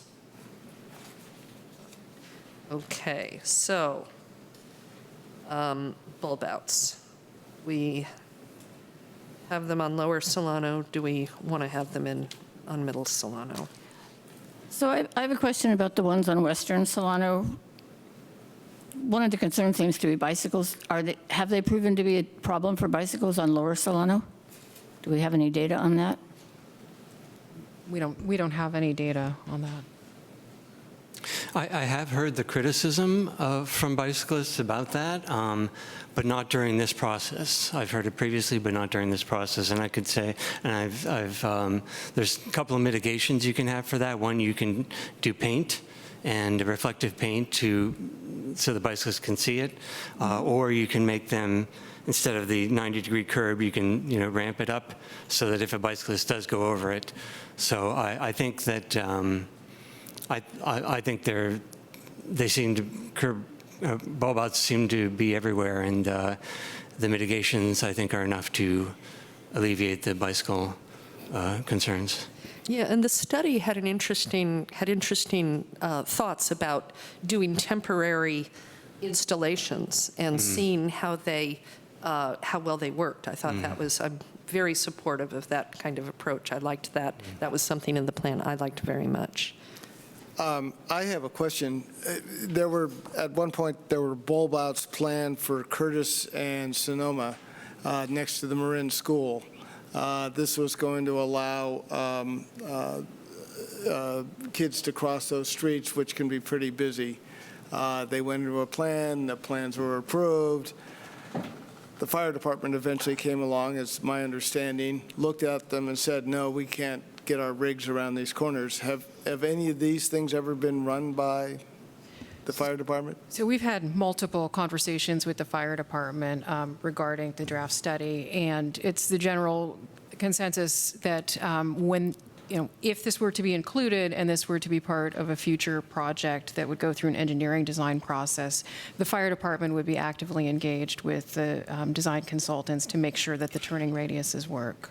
Okay, because I personally like bulb outs. I think they're a great idea. I think they've worked well on the bottom of Solano, but I'd hate to kind of go down that road a lot and then get it nixed by the fire department because they don't like them for some reason.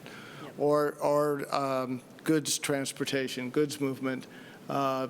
We have a lot of really large trucks that come up Solano, which is, a little bit off of what we're talking about tonight, but one of the safety issues on Solano Avenue is that that's our goods movement corridor, and so when Safeway brings up their semis, they bring them right up Solano, and I've never liked it personally. I think it diminishes its walkability and safety, but that's going down another rabbit hole, so we shouldn't speak too much about that tonight. Okay, we've also done bulb outs on Marin, for example, at Marin and Santa Fe.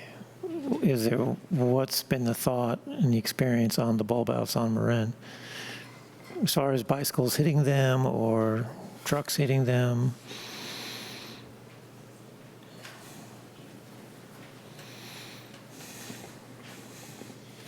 I'm not aware of any issues there, and that was a project where we actually went out with the fire department and all their equipment and laid out some cones one day and made sure that they could make the maneuvers that they needed to make at the speeds that they travel.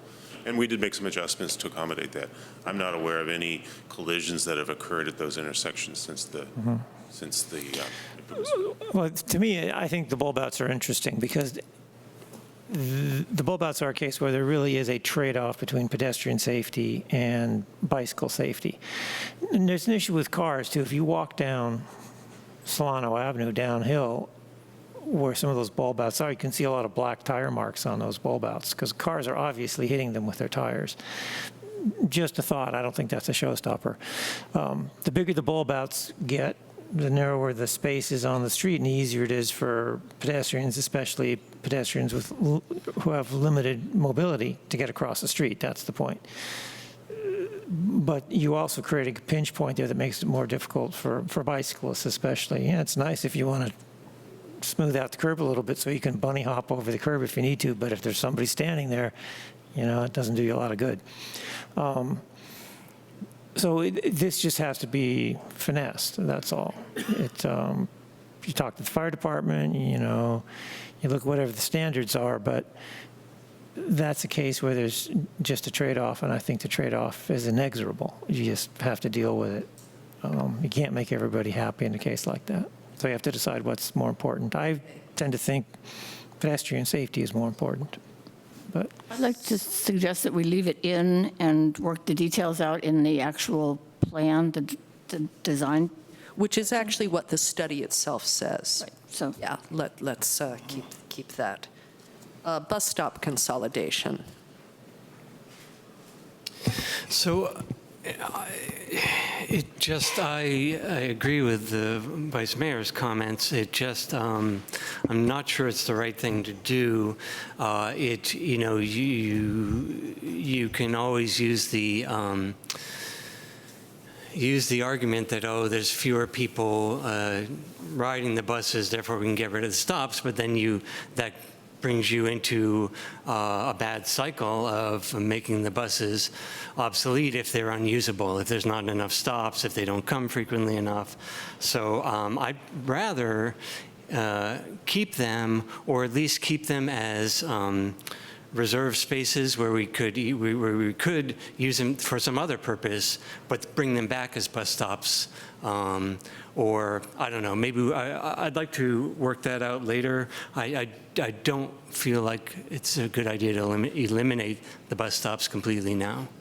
I agree with that. And I actually thought that the study was going in that direction with flexibility, that there would be flex spaces, and that if there was a need for changing around bus stops in the future, we would have that. I think that's, I think we're actually thinking the same way.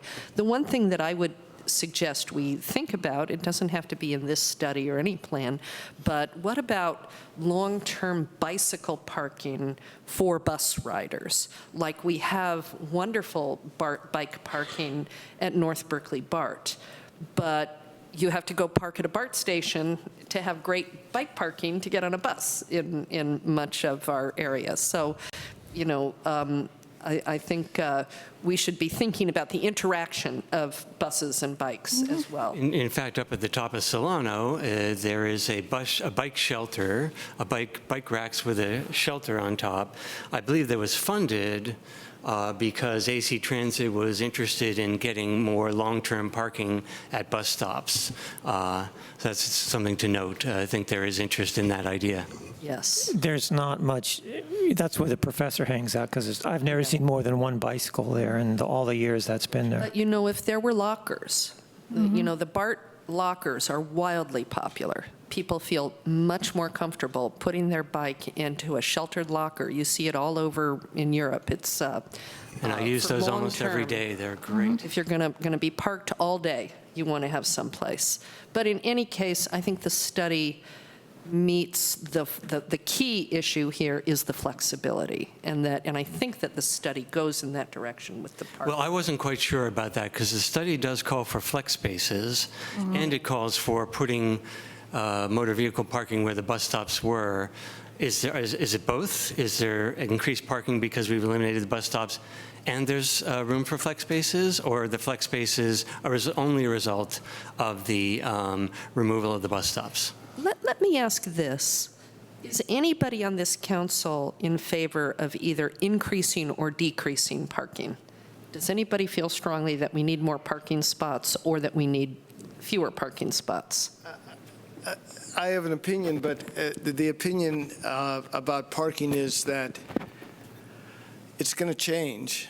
And I think it's going to change in the next 5, 10, 15 years as the way we get around changes.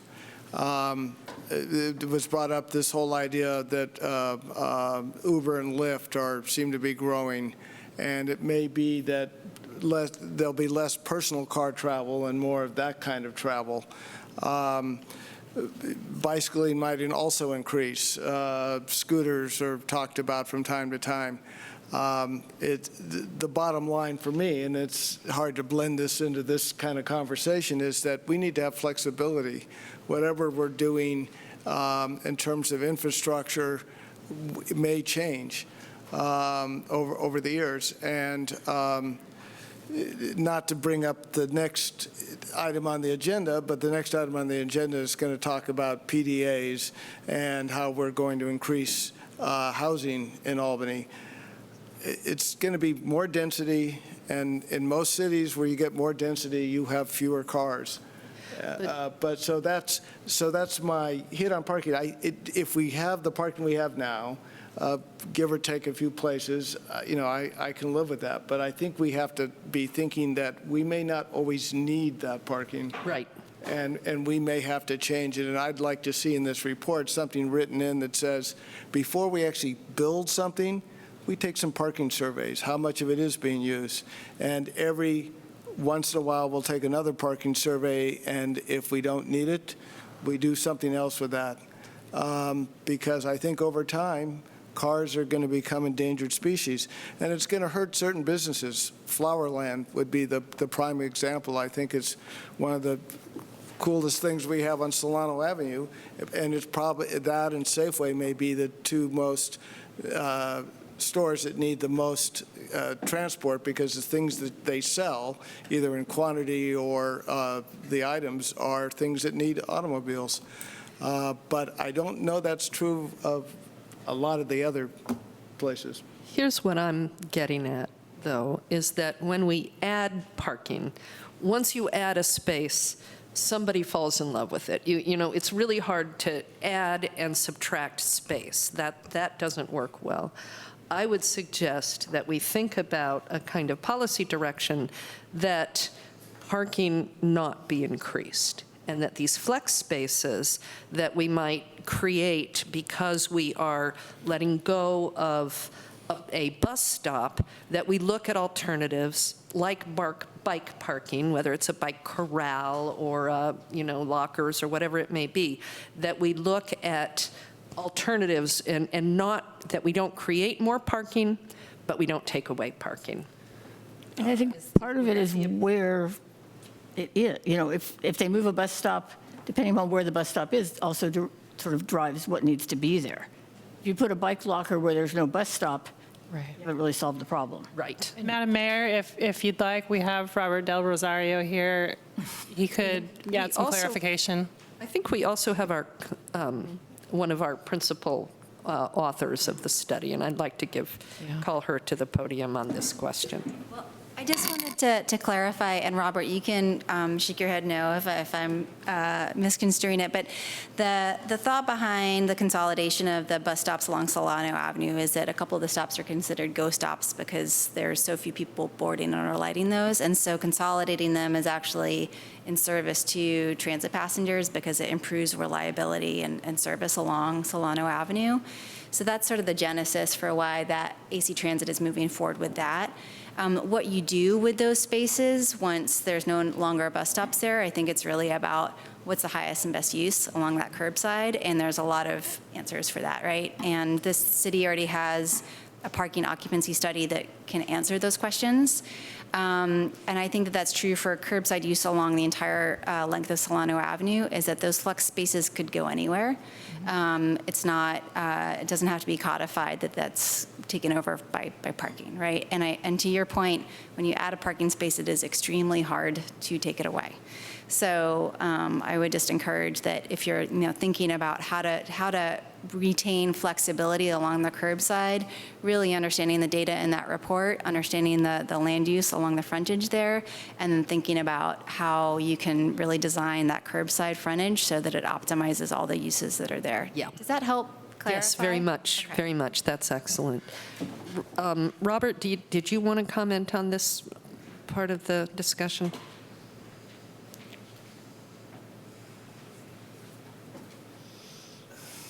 Good evening again, Robert DeRosa, and I'll wear my AC Transit hat. I'm Director of Planning for AC Transit. Just to give you guys some background information so you can better make an informed decision, the bus stop process, the cities actually do get the final say in where bus stops go. AC Transit makes recommendations, but we do not own right-of-way. Cities own the right-of-way, so we work with the cities on where those bus stops should be. We do have a bus stop policy at AC Transit that has bus stops somewhere between 800 and 1,300 feet apart. We would still fall well within within those, within our policies with the recommendations that staff has made on this plan. And as the consultant has mentioned, we really want to just speed up the bus a little bit more. Buses stop a lot, and then of course it takes longer, and it's less attractive for riders. So more that we can spread out the buses, stay within the policy, and really take consideration with the bus stops that don't have high ridership, and know that there's not much of an impact when we remove those locations. That's pretty much a win-win for our riders. Okay, thank you very much. So I would just like to add that since Alan Kane is not here because he's injured, and I've done Blue Glove Crew with him many times, Alan can walk you down the street and point at almost every place where parking has been lost over the years. So, you know, I think the amount of, Alan would tell you, I'm just the messenger, that the amount of parking on Solano has been going down. So given that, I think we ought to not lose any more parking. And so, so we're sort of converging on trying to keep parking about the same. the goal is keeping it about the same. Okay, are we comfortable with that? Well, so the direction again is not increase parking? No, that we do accept the plan's discussion, the study of the bus stop consolidation, with the caveat that space that is created not be devoted to increasing the amount of private automobile parking. Sure, I can get behind that. Well, but I think it's a bigger picture. I'm sorry, Pete, but I think it's a bigger picture because depending upon what we do with the bicycle things, that may change parking at one end and then you need to add it back on the other end. So I don't think you could flat out say where the bicycle or where the bus stop is.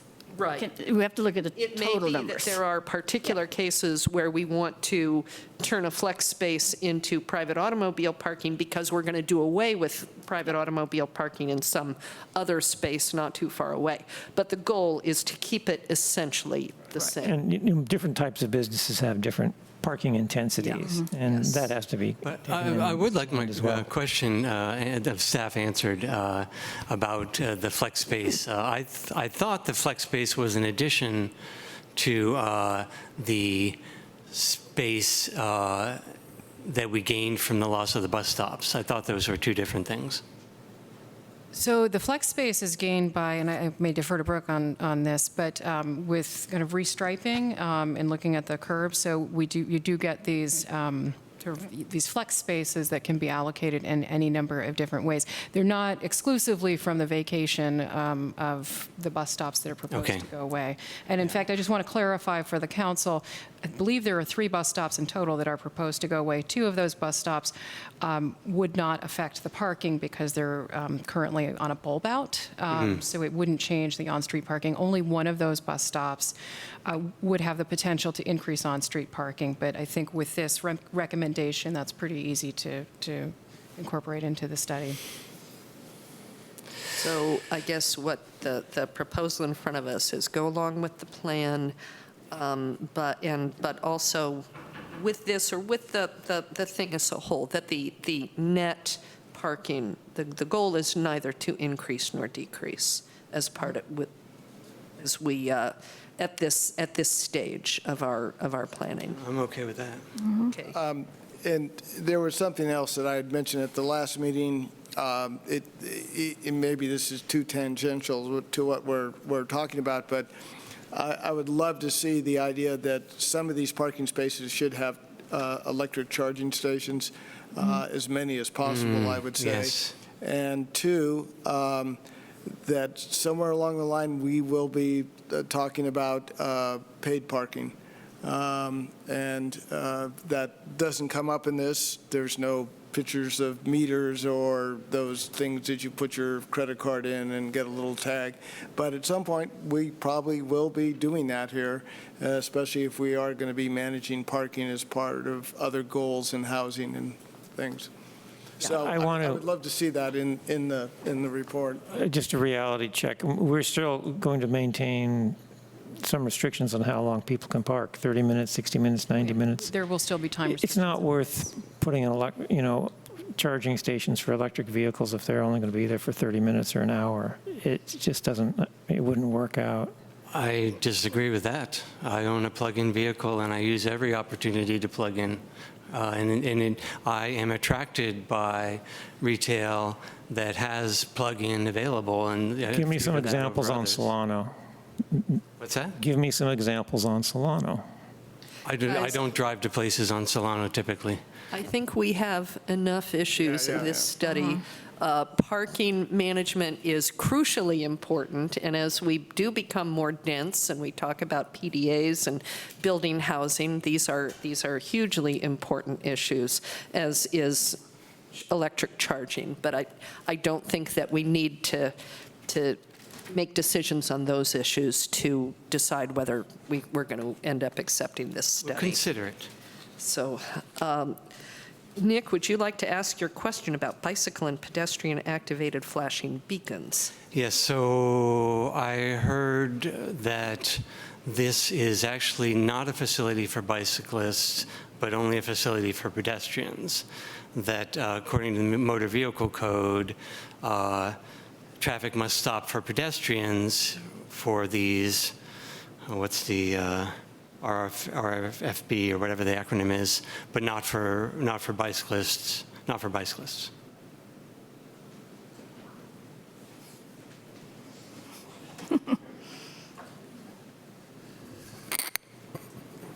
Justin and I are racing the podium. So it's an issue for Caltrans on San Pablo Avenue, where Caltrans has the final approval for those kinds of facilities. On city streets, we have the final approval, and we can, with the proper findings, approve modifications to what is in the standard design engineering design standards.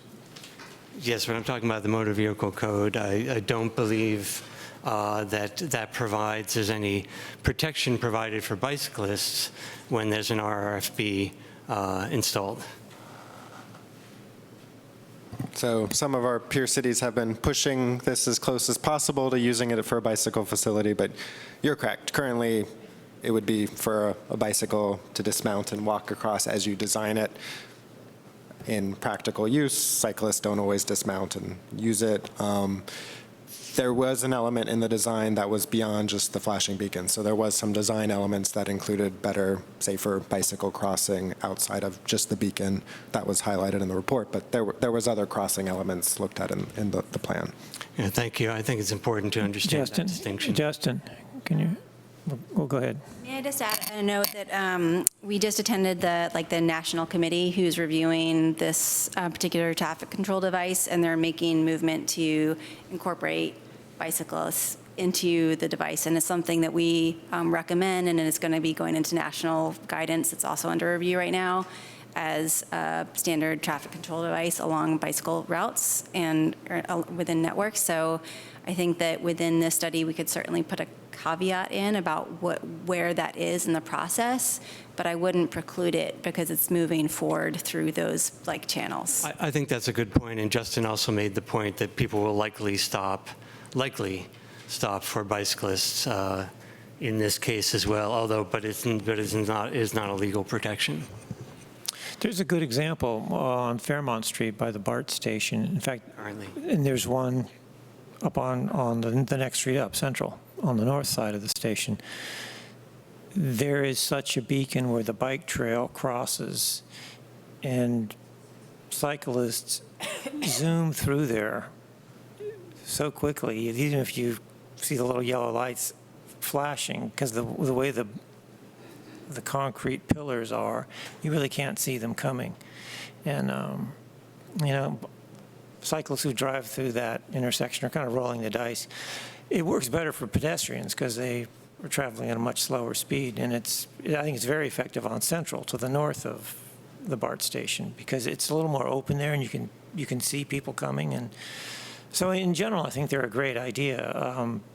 You're okay with them? Yeah. The real issue is how fast someone is going as they enter the intersection. Okay. Well, they're the same as, or could they be the same as what we have at Marin and Curtis, where you push the button and the light flashes? I mean, I don't know what that does for bicycles, but it certainly seems to work for pedestrians. That is in our FB that we have there. It is what it is. Yeah. So it's the same thing. Same thing. So yeah, I would like to see us do it. Yeah. I'm sorry, I got us off in a tangent, just that there is a little I am in favor of them, and likely most cities are installing them and thinking that the bicyclists will use them as well, but there is a little legal twist to it. Okay, so I think we're all good with the RRFBs. The one-way or two-way bicycle facilities on Solano.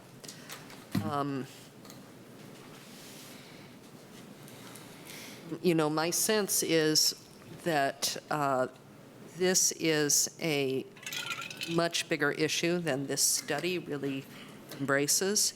It's something that we should consider in the active transportation plan, and the important thing going forward would be to avoid foreclosing the construction of facilities of this kind.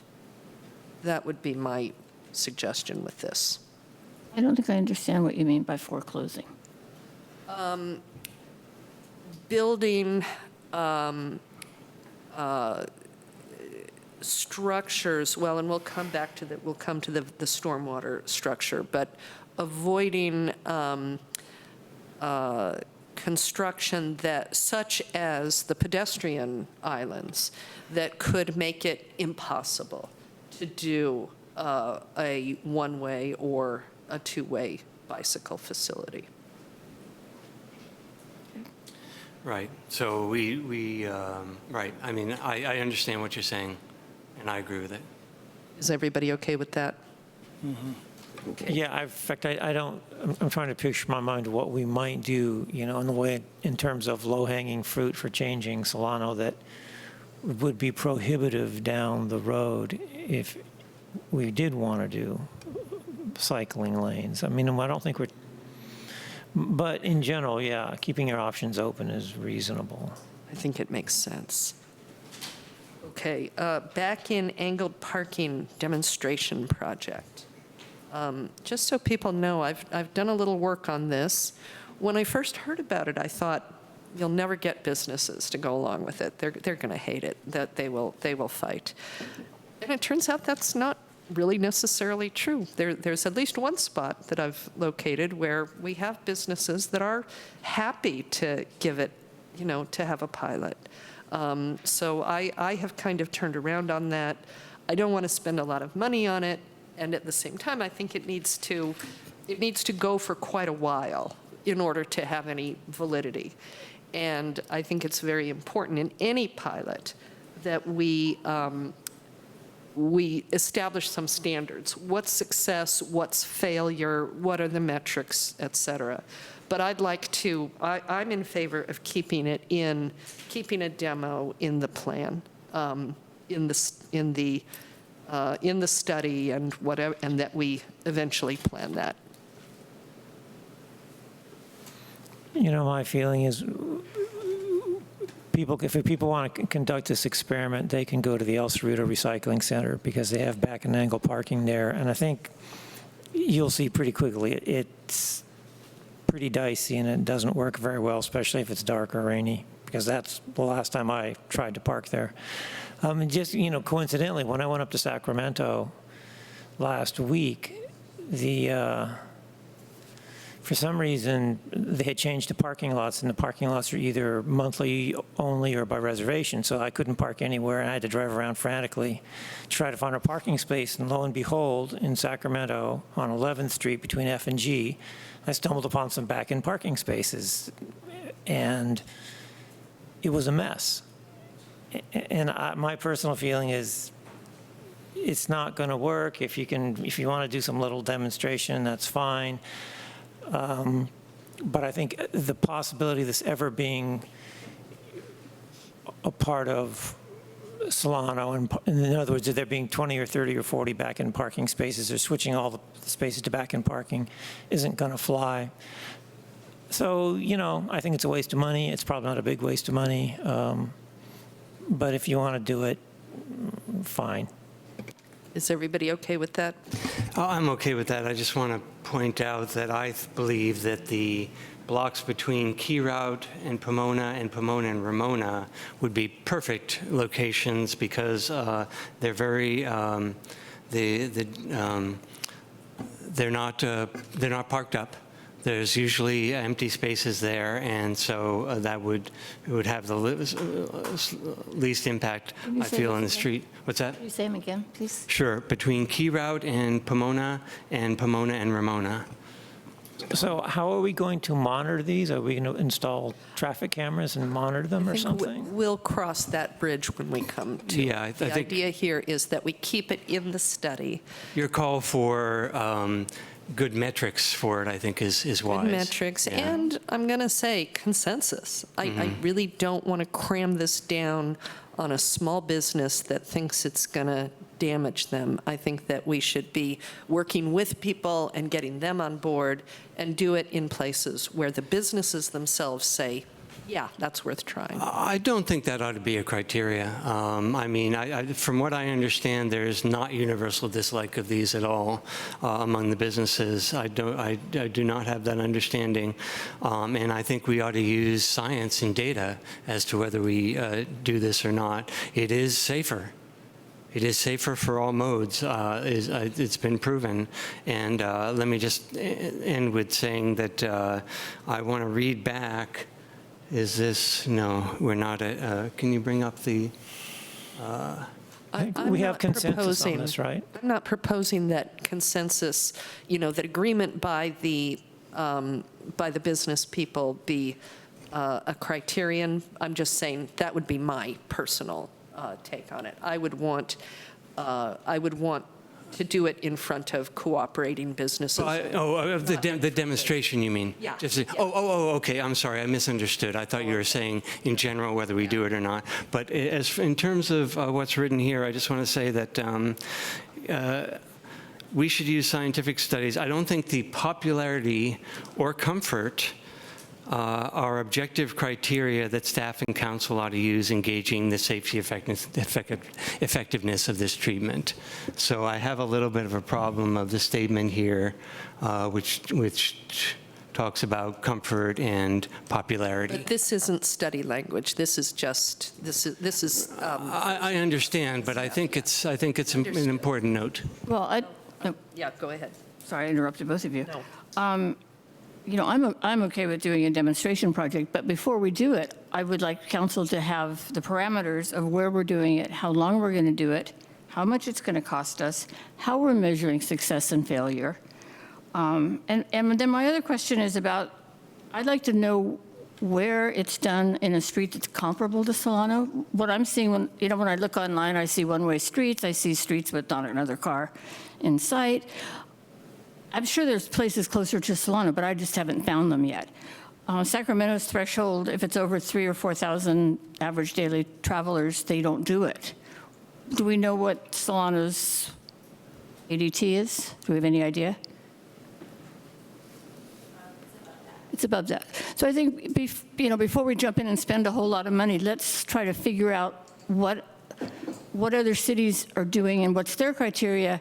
And if we don't even fit that criteria, then I don't see any reason to be doing this study. But at this point, I don't think we have enough information.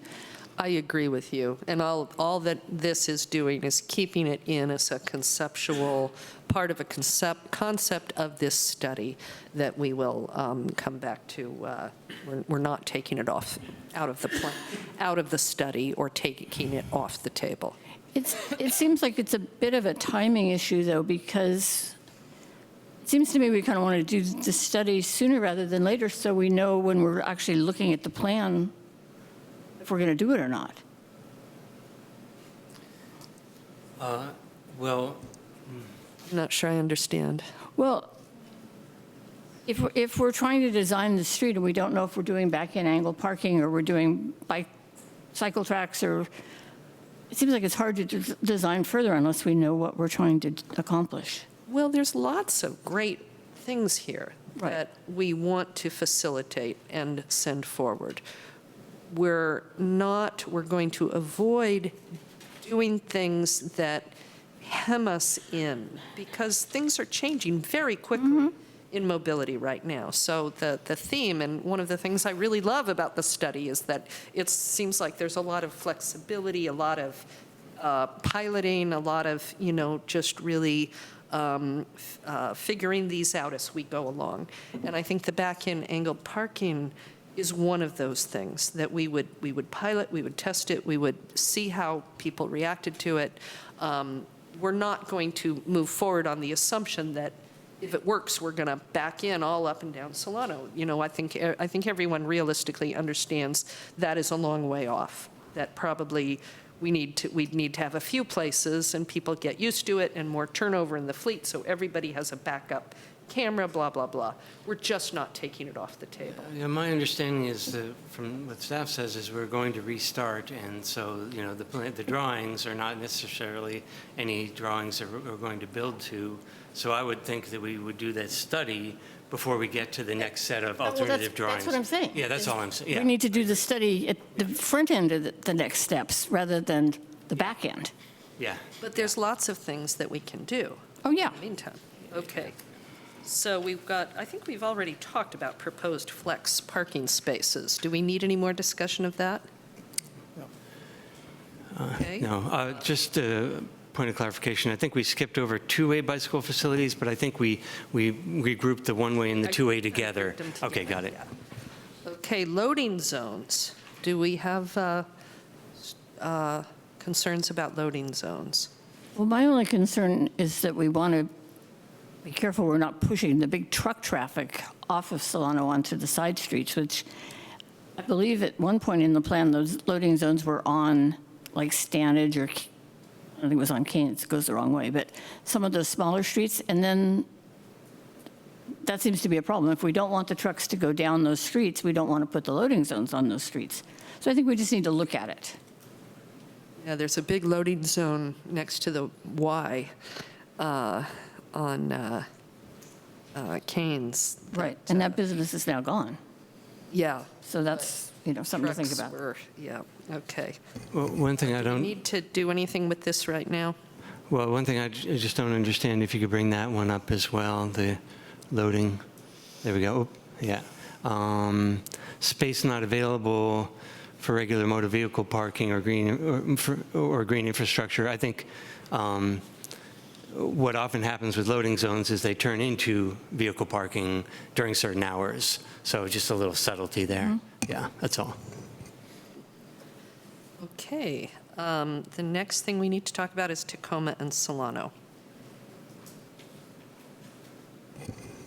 Can you put up Tacoma and Solano?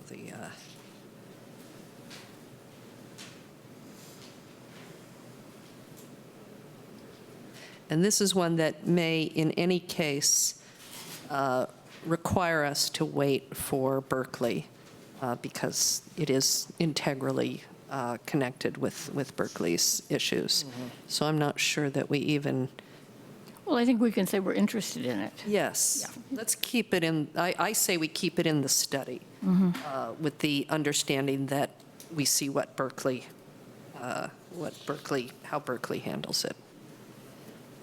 We're good with rain gardens. Valley gutters between travel lane and parking area.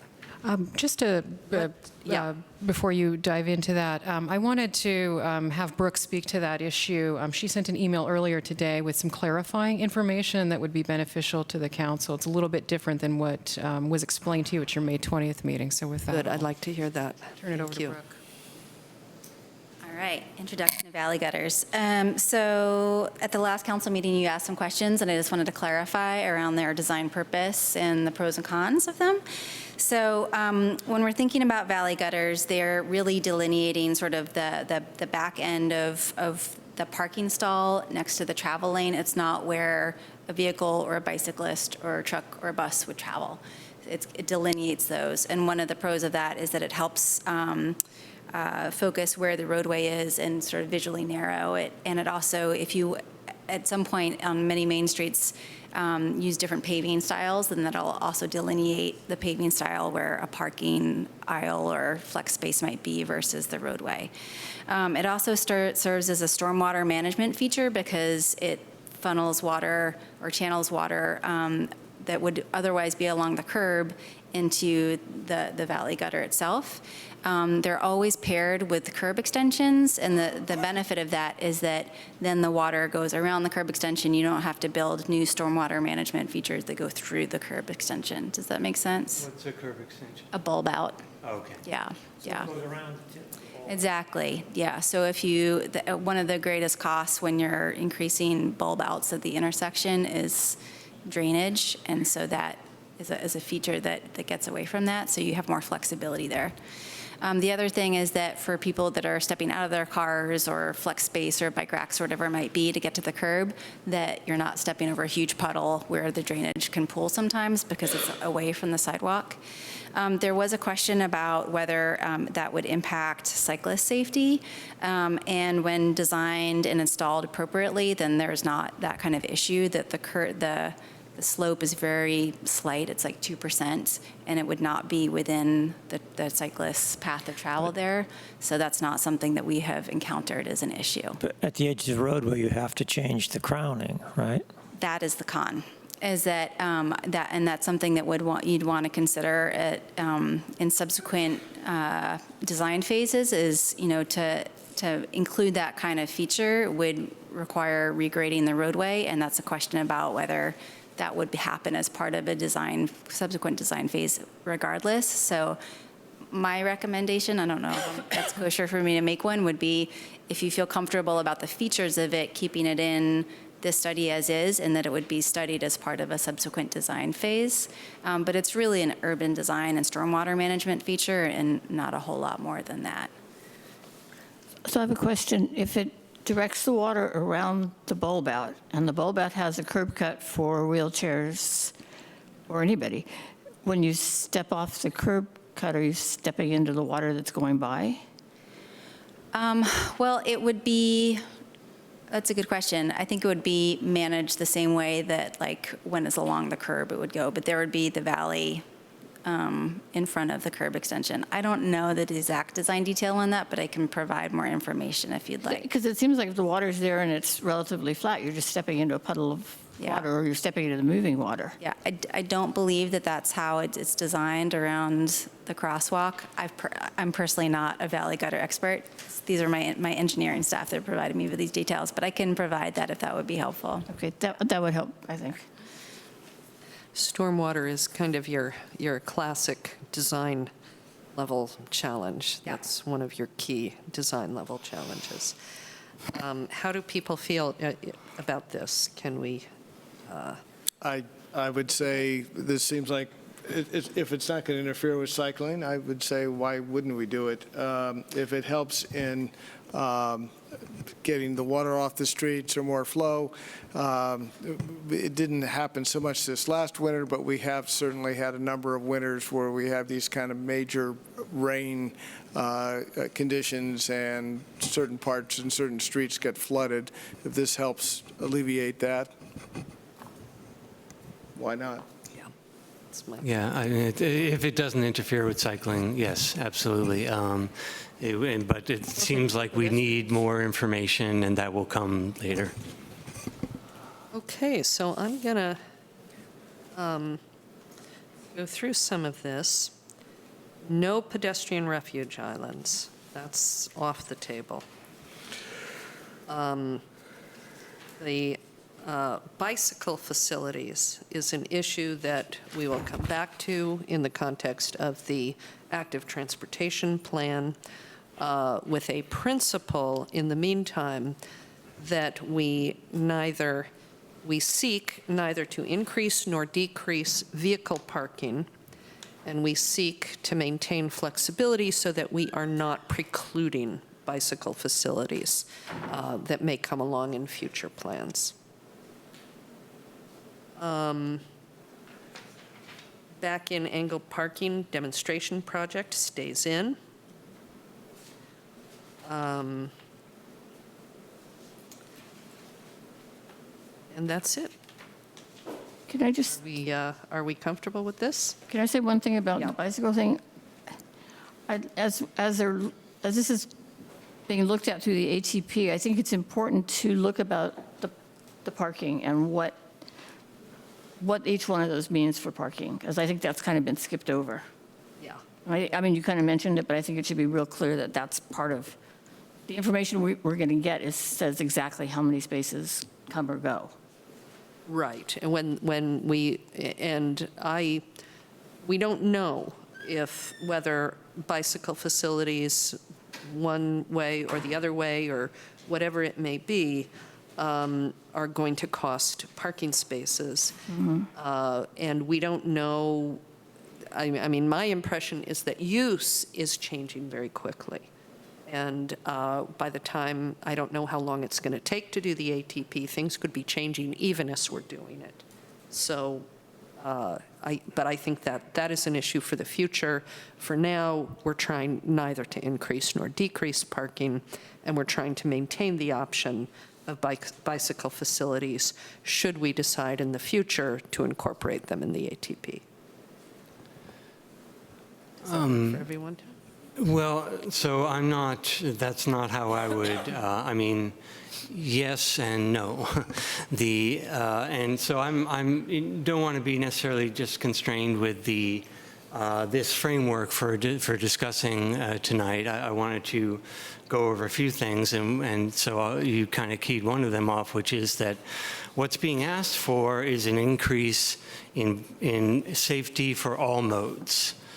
So what I've heard is that not necessarily that we want bicycle facilities, dedicated bicycle facilities, we want increased safety for bicyclists, and that has not been demonstrated yet in any plan that's come before us in this process. So I don't hear anyone saying we need dedicated facilities, that we need a bike lane, that we need this, we need that. We need increased safety. Does that make sense? I think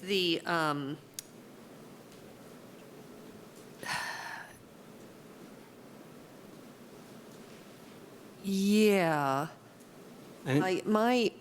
My sense of it is, I mean, a part of this is an effort to slow traffic down and to advantage pedestrians over vehicles, which slows down, it may slow down bicycles, but it also slows down traffic. And slowing down the bicycles and the traffic, I think will increase the safety of the bicyclists. It might not increase their fun. It may not be as pleasurable to ride downhill if you have to go much slower, but it is safer. I don't know of any issues that, I don't know that there is an issue brought up by anyone besides yourself of a danger to pedestrians from bicyclists. So I object to that. I'm not sure that should be part of the discussion. I don't see any evidence of that.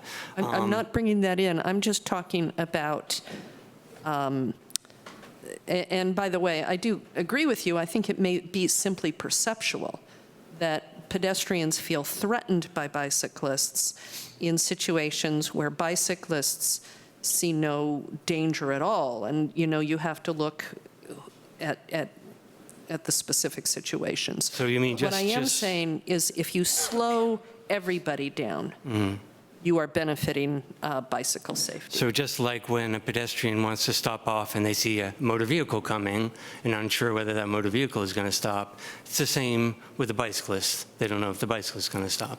Exact same. I don't think there's any need to call out bicyclists for that movement. Yeah, the so one I'll again difference object to that. what I was bringing up, that caused a ruckus, and I think I did not express myself well. What I was concerned about is the downhill bicyclist who goes through a controlled intersection against the direction. So you have people who blow through the intersection of Solano and Santa Fe. You've got people who blow through, where I've seen it the most is at Masonic. You're talking about motorists. Solano. No, I'm talking, the ones, I've not seen a lot of cars run red lights. I see both. But I see bicycles run red lights all the time. Mm-hmm. You may see both. I mean, this is anecdote, we're trading It anecdotes is here. totally But if anecdotal you because I have a slow very different experience. everybody down, you make things safer for bicyclists. And let me interrupt. I'm going to do two things. I want to move that we extend till 11 because we have a lot still to do Yeah, tonight. it's time for that. Can I get a second? Yep. Yep, I Okay. think we're in consensus. Okay, we're all in favor. I was so excited to do that, I forgot my point. Nick, in a way I disagree with you because one of the things that I think we heard a lot and I agreed with was that adding the islands in the middle was a step backwards for bicycle safety. And now we've taken those out. So I think we've done a small step forward. I think we're doing the study, back in angle parking study. So I think that we're not making it worse. We're making it better than the study was. And I think we are moving forward. Oh, I think we have the possibility of making it better. Mm-hmm. The plan as it is does not make anything better for cyclists, and it doesn't even claim to. Even if it slows traffic down? It doesn't claim that that's a benefit. There's nothing in the document that says that. So what would you do differently at this point? Come on up. So I just want to clarify, and if the language in the study could be stronger, then that sounds great. So yes, the primary design driver for the project was safety for all users. And so absent a dedicated bike facility on Solano Avenue, which we've talked about as well, then the best way to achieve that for bicyclists is by reducing the number of conflicts, so fewer vehicles or fewer bikes, right? And reducing vehicle speeds. And so that was really, reducing vehicle speeds was the primary goal, and also improving intersection safety where you see the most number of conflicts. And so a big part of that was, what's going to be an improvement for pedestrians is almost universally going to be an improvement for bicyclists. And when there's any kind of conflicting guidance there, then we resolve that to make sure that that's not the case. Well, I've heard the two of you say that now, but I don't see it in the document. So perhaps then the language can be clarified further to state that. The other piece of it is that there's the travel along Solano Avenue, but what we heard from the community, and I think what we all experience, is how difficult it is to cross Solano Avenue. And so that was also a primary focus for us, particularly for bicyclists, crossing at the intersections, reconciling some of the offsets, adding the rapid flashing beacons that are an improvement for pedestrians and bicyclists. So I think that we were thinking about it both along the avenue and then also across. Yeah, across is not a Solano treatment. It's a treatment for the street that crosses Solano. So I would say that I don't see, it might be true, I don't see it in the document, and that makes me skeptical. But I think also what we've heard is that people do not feel that there's any treatment for bicyclists. This is the first time hearing tonight that the slowdown helps bicyclists. I haven't heard that discussion in any other meeting we've had. I would be comfortable, if this is helpful from your perspective, I would be very comfortable adding as a policy here that a goal is to eliminate excessive speed and to slow and calm traffic on Solano Avenue, both vehicles and bicycles. I'm fine with that. I was only making a point that no one was claiming that a dedicated facility had to be built for bicyclist safety. That's my only point. Okay. That's all. That's all, really. Okay. It seemed to be. I didn't get a lot of nodding heads, so I wanted to explore that more. Does that still not make sense? In other words, I'll give you a concrete example. So some feel that the back-in angle parking would significantly increase safety for bicyclists, and that would be a treatment that's not a bicycle facility that would increase safety for bicyclists. Yeah. So that was a treatment that some people thought would be sufficient for significant bicycle safety improvements. And they weren't, and some would have been happy with that, with no bike lane, no dedicated bicycle facilities. I hear you. Yeah. I think it's just important to note, that's all, that it's not black and white. We're not necessarily asking for facilities. We're asking for an increase of safety for all users, significant Which is what increase. everyone, yeah. Exactly. I guess I read the plan, the study as being very much that orientation. But if we need more language making that clearer, I think I'm sure that everyone would be comfortable with that. But for now, I think we've worked our way through our 19, and we're probably ready to move on. Kept Sophie here till 10:30. Do I hear a motion? Well, let's, clarify what needs to happen. One is we need to have provided enough direction that you can meet your deliverables and contractual obligations to the grantors, correct? You feel like you've got enough to do that? Yeah, I think the feedback that you've provided over your discussion is quite informative, and we can go back and work with the consultant to refine accordingly. All right. Let's declare victory then. So do we need a motion to accept the draft study? That was the recommendation in the staff report. We will need a motion to accept. The refinement. But I have a couple of process questions. So once you do your magic with what you've gotten tonight, do we see it one more time, or is this, and I don't care one way or the other, I'm just curious, or is this it, and then you turn and close out the grant, and then we move forward with more concrete design?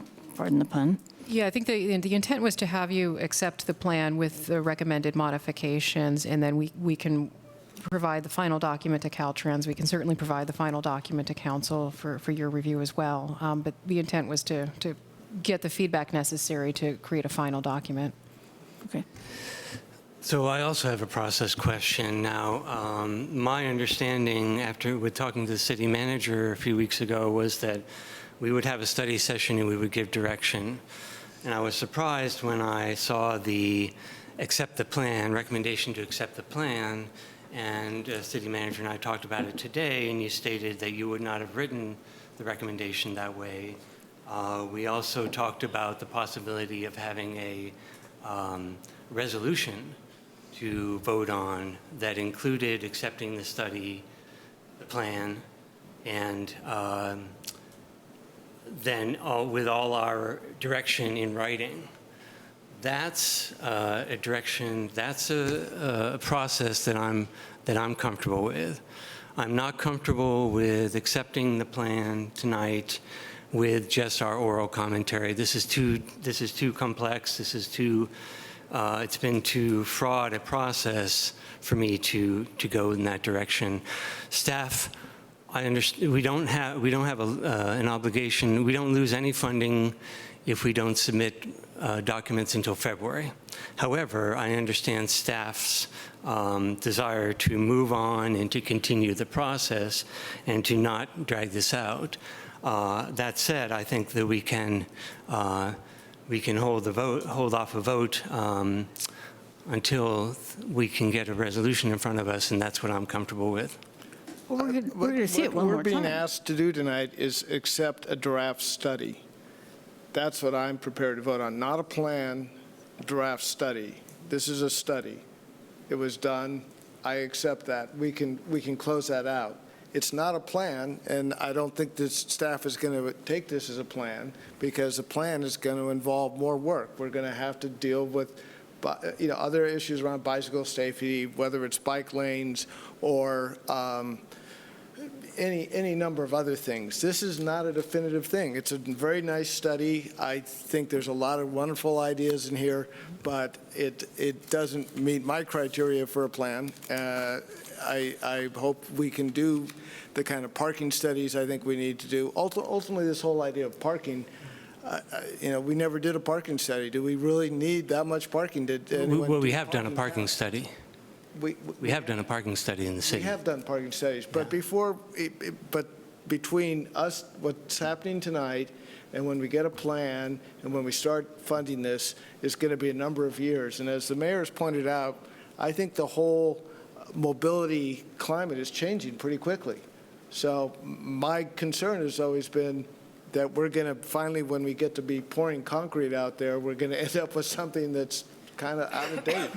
And so I think we're going to have to be studying a whole number of things, including the cycling aspect of it some more. Yeah, I think all we're doing tonight is saying we're accepting the study. You can close it out with the people you need to close it out with, and then we can get on with it. And I think the wording is very important. yeah, This but is that's not the what's in plan. the staff report. This is the plan. The staff report says study. Right. There is not consistency here. How would you feel about this? Suppose that we go ahead tonight and accept the study with direction to staff to bring us a version in the fall that reflects the discussion that we've had tonight. If you're not satisfied that it does reflect our discussion, we'll reopen it. But we'll go on the assumption we don't need to reopen it, that the staff can, this is being recorded, they can figure out exactly what we said and put it in the new document. And one thing I think we should do, corridor revitalization plan study. Yeah. This should say. Okay. It is our intent to put the word study on there. The draft you're Add the looking word at study, is from please. May. Yes. I just would like to, let's work on getting something on the table. The staff recommendation is, and I'm going to read it directly, this is a quote, that the council accept the draft study, as Peter just mentioned, with city council directed refinements, which we have provided, and direct staff to prepare a final study. So what's the timing of the final study? The final study will be after the deliverable is due. Is that correct? The final study will actually be the deliverable. So with the input you've provided this evening, we'll go back to Tool Design Group and make the appropriate modifications to the draft study. So the final study will be February or earlier?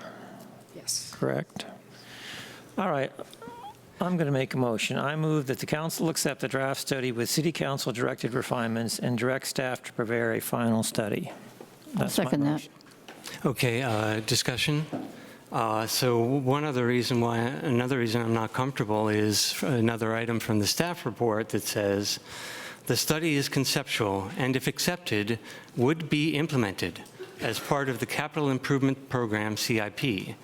Once in the CIP, the recommendations would become projects and the more detailed engineering designs would be prepared. Now, I know staff doesn't mean that we will implement this plan, but as written, I'm just uncomfortable with this language because it could be interpreted to mean we will build this plan. I have to vote no on this for all the reasons I've stated tonight. We certainly have had items before us where we've had minor tweaks and we've said, okay, we approve this and staff, you implement the minor tweaks. Never have I had something so big and with so many changes to be made where we say, okay, we approve this, but then we know you're going to do all this, and we kind of, we'll see it later. They are going to come back with a final.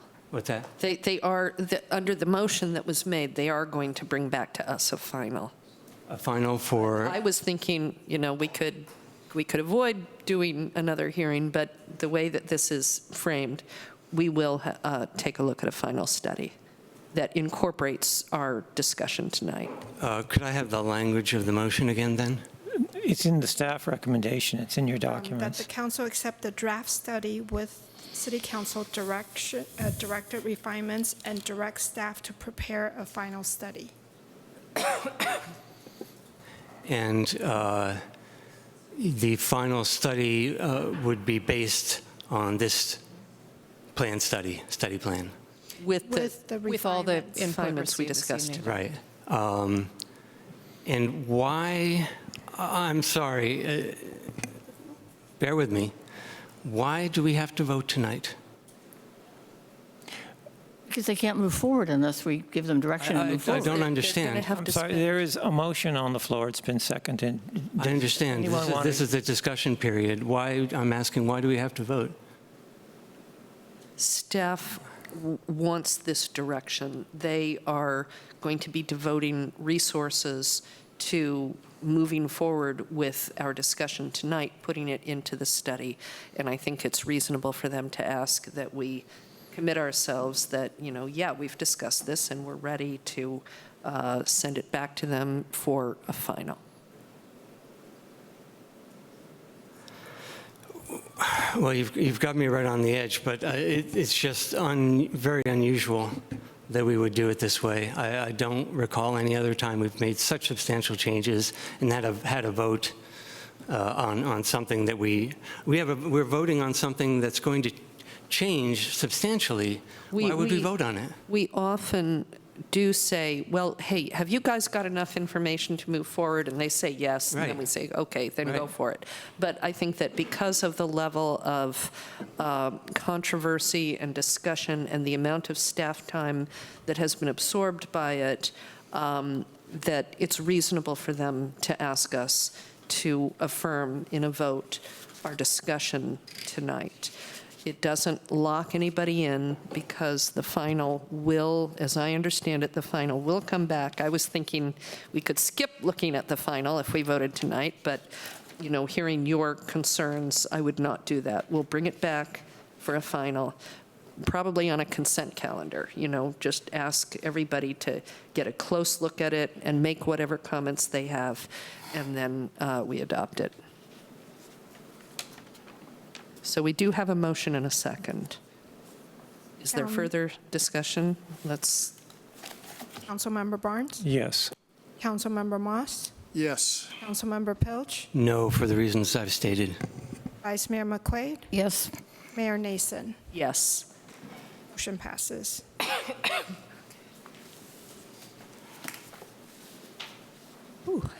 And we move on to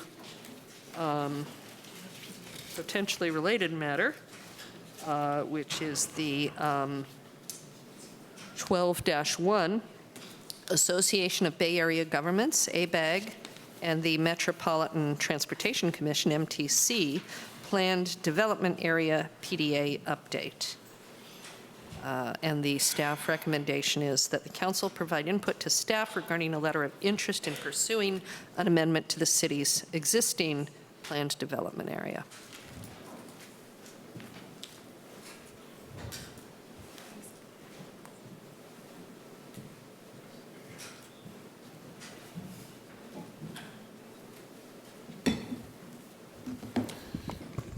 In consideration of the time this evening, I'll give a very abbreviated staff presentation.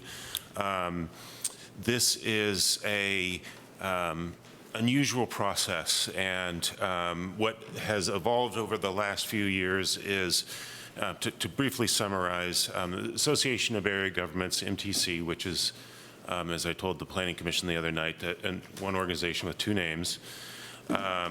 They are initiating several different planning initiatives. One is the Plan Bay Area. This is a regional planning effort that coordinates economic and demographic projections with a transportation plan and with a housing development plan. A couple of things will spin out of that. One of the most important things is the Regional Housing Needs Analysis. The RHNA is the acronym, which will inform and set a mandate to the city for the what we need to plan for the development of affordable housing. A number of years ago, on a separate track, ABAG came up with the idea of planned development areas and planned conservation areas. This is a regional planning tool. It's not a local zoning requirement. It's not a local land use control. It's historically just been basically a tool that they use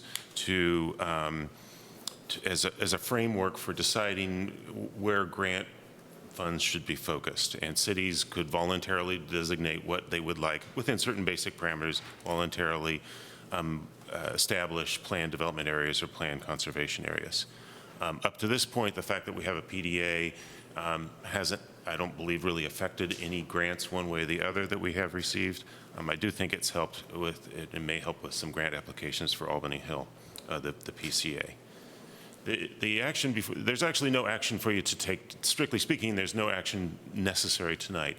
The Association of Bay Area Governments is asking city staff people to indicate an intent to amend our PDAs and a willingness to amend PDAs to incorporate their proposed modifications to the PDA program.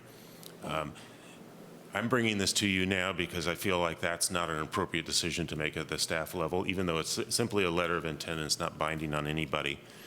There will be an opportunity, in fact, a requirement for you to affirm that letter of intent that staff would write by January, where you would be asked to approve a resolution committing to amending our PDA. I don't know what that resolution looks like yet. We haven't seen a template for what that means. From my perspective, the more important planning initiatives right now are the funds that we will be getting from the state for SB2. They're called SB2 funds. They're funds to help us prepare changes to the general plan, the zoning ordinances, CEQA review, and so forth that would allow and help facilitate housing development. That is money that we'll be getting hopefully in the next few months and something that we would need to execute on in the next couple of years. The other planning process that's going to be begin to be time sensitive in the next year or so is the preparation of a new housing element.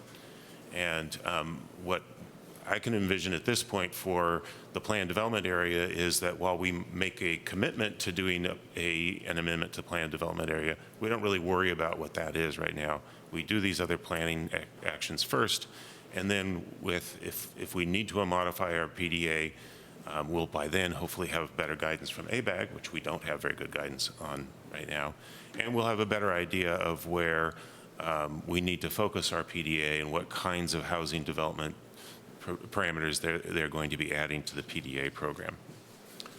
So again, this is a preliminary discussion.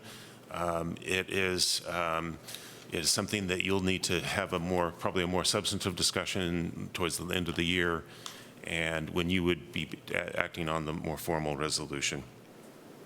I'm going to skip going through a PowerPoint unless you really want it at this point, and try to answer your questions as best I can, given the limited information that we have from ABAG. Are there questions? Is there any way that you can make this a useful exercise for yourselves? Nobody's asked that before. Right now, no, because I don't know what we're trying to achieve. I don't know what ABAG is trying to achieve. Well, either does ABAG, but never mind.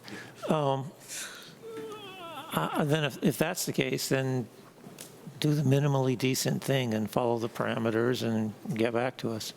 Yeah, I kind of joke about it, but I'm presuming that the people that work at ABAG are good people. They're trying to do the right thing for the region, and there's something that they're trying to achieve. It's just the picture's not clear to us right now, and I think we should play along with this process as long as we can until we have a good, clear reason not to, and hopefully it's something that does achieve what I think we all want to see, which is more thoughtful urban development in the Bay Area.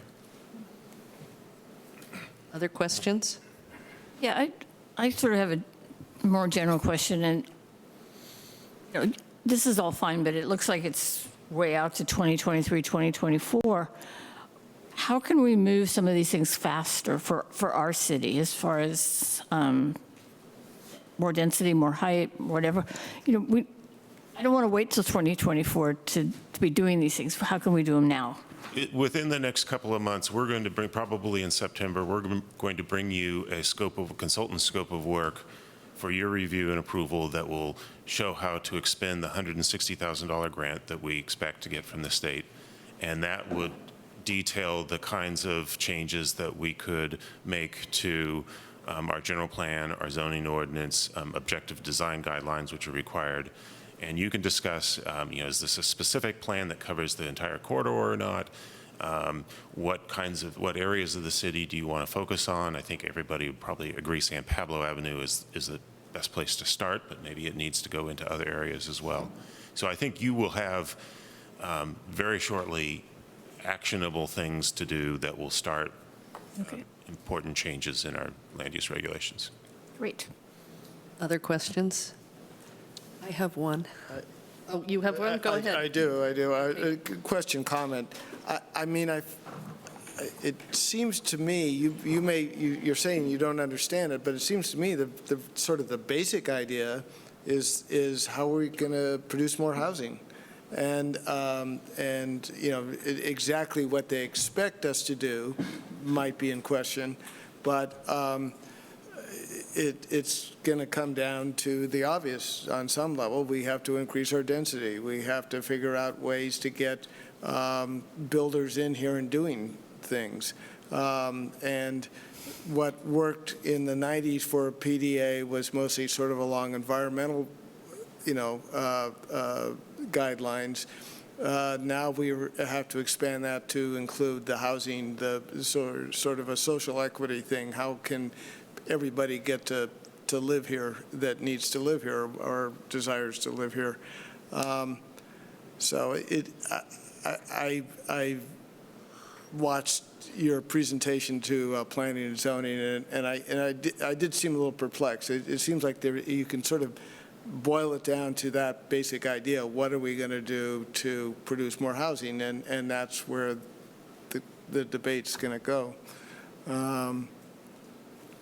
I personally look forward to it. This whole thing seemed very wonky, you know, on the way that bureaucrats can only make it. But on the other hand, I think I get the gist of what they're looking for.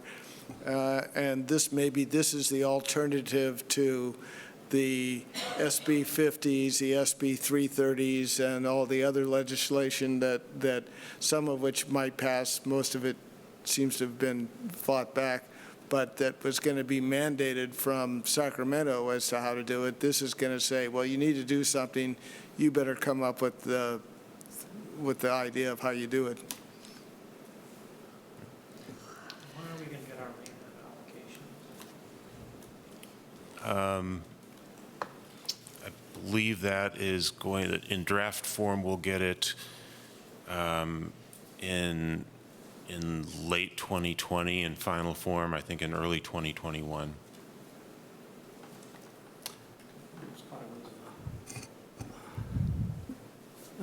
No questions, but I do have a number of comments, but I assume we're going to go to public comment first.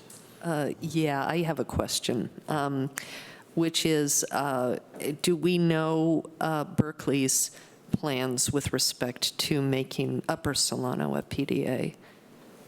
I don't know of anything about that one way or the other. I could inquire with. That was why I was trying to keep Sophie here. Okay. But, okay. Are there any, does any member of the public want to comment on this? No? Okay. Would the present member of the public like to comment? We know how you feel. All right, let's go to comments. But Yeah. Dick seems eager. Yeah, Nick. So, and I spoke with Jeff about this a little bit today. So, it sure seems like, yes, I agree with Councilmember Moss's comments. Yeah, housing. They want more housing, absolutely. And I think there's consensus in the council that we do want to build more housing. And I think there's consensus that we do need to revisit some of our zoning along San Pablo, particularly height limits and perhaps other things. I've heard that mentioned by several council members. Might not be consensus on that, but I think there's at least majority of opinion. You know, you look at San Pablo Ave now, and you take little bits of it. Some of it could be from the 50s, some of it could be from the 60s, some of it looks like it could be from the 70s. I think Albany needs bold action. I think we need to move forward boldly in the planning area. And this is one reason why I'm pushing things like a specific plan, like El Cerrito did, that has really borne fruit for them in housing especially. They've got a whole number of housing projects underway or built. So I'm in favor of, and another thing I noticed in this staff report is that as part of this PDA, we're going to have to do CEQA. And so with a specific plan, you'd have to do CEQA as well. Correct? Yes. Yeah. So as long as we have to do CEQA anyway, and given that Albany's PDA was always a degraded PDA, it was not the top quality PDA. And now we see that there were like 2 or 3 levels of PDA. We certainly weren't in the top category. And now we see that Albany has actually fallen out of, I'm sorry, it's late, my words are failing me, compliance favor. We're being called out as we need to make changes in order to have a good PDA. I think that all points to us needing to move forward in a bold direction. And so I'm making a plea, I'm advocating that we check that box that says specific plan on the letter that we will send to ABAG, and we make that commitment that we're going to do a real serious plan for San Pablo and get some growth, get some housing. Can I move that we continue for another 10 minutes till 11:10? Sure. Sure. Sure, thank you. Well, I don't know if it's a specific plan or what, but I want to move faster than this. And I think you do too. So I think that's sort of where we're coming from is it's fine to put it in the PDA, but if that isn't until 2024, then it's kind of useless to me. Well, I talked to Jeff today, and I think one thing that Jeff said is we've been a city that's done more incremental things in the past, and I don't think that's gotten us there fast enough. I think to get there faster, we do need to take bolder, bigger steps. I think a specific plan is the thing, having done my research. So I would just like to, if there's consensus among the council, I would like to direct staff that we check that specific plan box. What does that mean? If we check that box, what does that mean for us? Well, it's to my knowledge, it's not in any sense as a staff person signing that letter, that doesn't make any sort of formal commitment to the city, but it expresses an intent. You could, if that's what you're interested in seeing, I would bring back to you a resolution following the template that they haven't yet given us, but we could articulate in the resolution that it's our intent, again, to approve or prepare a specific plan. You, as the current council, can't guarantee, you can't contract to, you can't guarantee that a future city council is going to approve anything, right. But you're basically starting this out on a track of preparing one. And, you know, the area that it covers and the issues that it address would remain unresolved, but you can give us direction how you want us to start working towards that. And again, I'm coming back to SB2 money and that planning process. That's going to be, you know, we'll be able to do a lot of those things right away using the SB2 money. Without having a specific plan? A specific plan, a specific plan is basically a general plan, a zoning ordinance, and design guidelines covering a specific geographical area. So I have no idea whether a specific plan would be a good idea or not. I don't recall ever having a conversation on this council, you know, going through the details of a specific plan. Right. So am I really particularly interested in it? Not really, not at this point. But if, I don't know how anyone else feels about it. I voted against the PDA. And the reason was I'm absolutely with everybody on accelerating development in the San Pablo corridor, in the San Pablo Avenue corridor. But I was and I remain concerned about planning for Solano Avenue, that it is, and I do support more housing and mixed-use development along Solano, but I am fearful of any potential loss of local control over that development. And I would be supportive of going forward with the potential of a specific plan for San Pablo Avenue. But I would, I think that we really need to talk to Berkeley. The whole idea of having, one planning, kind of planning approach for a long stretch on the south side of Solano and not on the north side, which, I just see a disconnect there.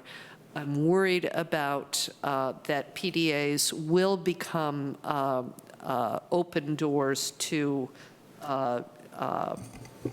levels of control that we may not end up being comfortable with. So just because of the sensitivity and importance of Solano Avenue, I'd like to see it taken out of the PDA. Though I'd be very supportive of going towards a specific plan that, as I understand it, simply makes it easier and less expensive for a developer to, they know exactly what is going to be allowed and what isn't, and they can move forward more easily. Is that? So going back to 2011, the configuration of the PDA that was selected was the thought process at that time by council and by staff was really the emphasis should be on San Pablo Avenue. At that time, they had a requirement of 100 acres as the minimum size for a PDA, and so it was kind of, pardon the expression, but it's kind of gerrymandering to add some acreage. It was never the thought to increase zoning standards in the Solano Avenue corridor in the same way that you would on San Pablo Avenue. I think we would continue to take a nuanced view about the differences between the two corridors and do what's appropriate for both of them. Well, I'd like to see us work with Berkeley on this one. I think it's important. Well, and I'd also like to have us look holistically at the city, and are there other, I think north of Brighton is someplace that we could be looking at, and looking basically at all of our zoning and what do we want to change, or what do we not want to change. But so I don't have a lot of problem with signing the letter, but I would like to have us have more discussion, and it sounds like that will all come in the next few months. One thing about the PDA is that I understand your concern about control, but there is an aspect of control that's being exercised already, which is money. So, we stand to lose out if we don't have a PDA with certain funding sources, and that's a concern. And that's another reason why I think the specific plan will make us look stronger and make us look like we're actually serious about housing growth on San Pablo Avenue. I'm going to suggest we come back to it in September. It's a big issue, and I don't think we really came in here prepared to talk about a specific plan.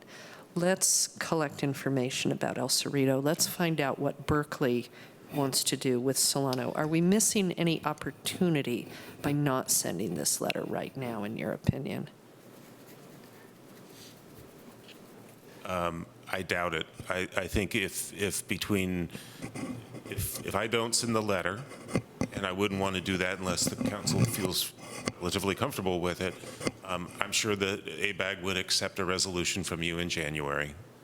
I can't imagine. They do this long before. Well, in fact, you stated to me that that's what they want, is a resolution in January, right?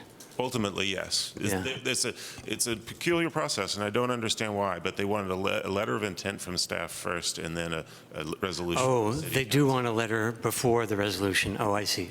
I'm not sure what they're going to do with it between now and then, but that's the process that they've described. So if we need further discussion, is it okay to hold off the letter until September?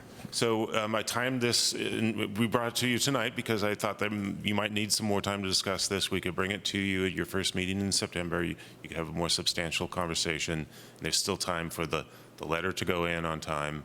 Or we just take, at that point, you could still say, wait a minute, we need some more discussion. We don't send the letter at all, and then you could decide about a resolution later in the year. Let's make it so. Let's discuss it in September. Yeah, I think that first meeting in September, this is a huge topic, and it's going to have ramifications for large parts of Albany that we would do well to kind of take step by step. A bit of a side question. Has there been any discussion in planning circles of doing something like what Oregon just passed, or Minneapolis doing away with R1 as a zoning classification? No.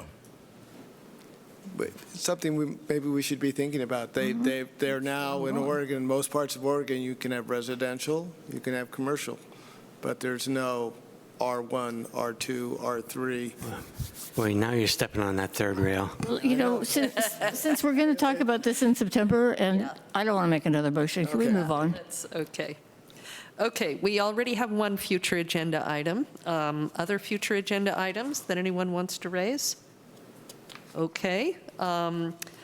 Announcement of city meetings and events. We have a nice list here under 14.1, 14.2. I should also remind everyone that on Thursday, the Ninth Circuit will be hearing the appeal in Lions Club versus City of Albany.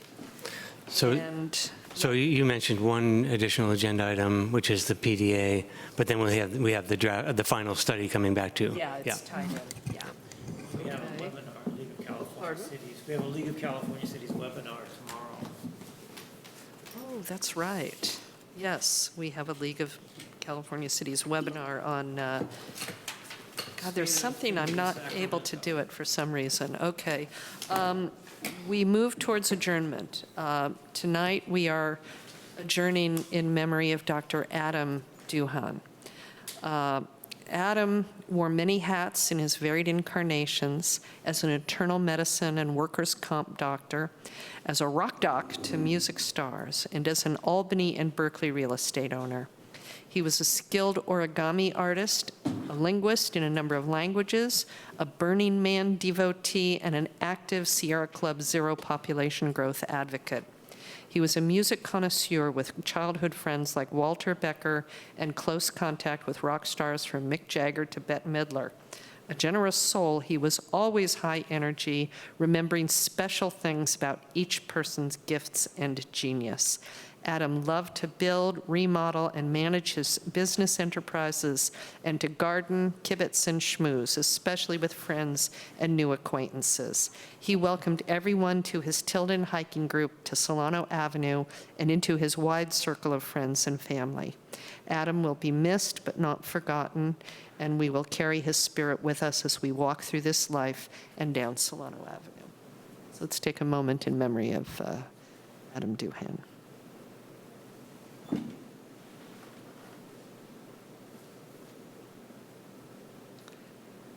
And with that, we are adjourned. And there's a song about see you in September. Yeah.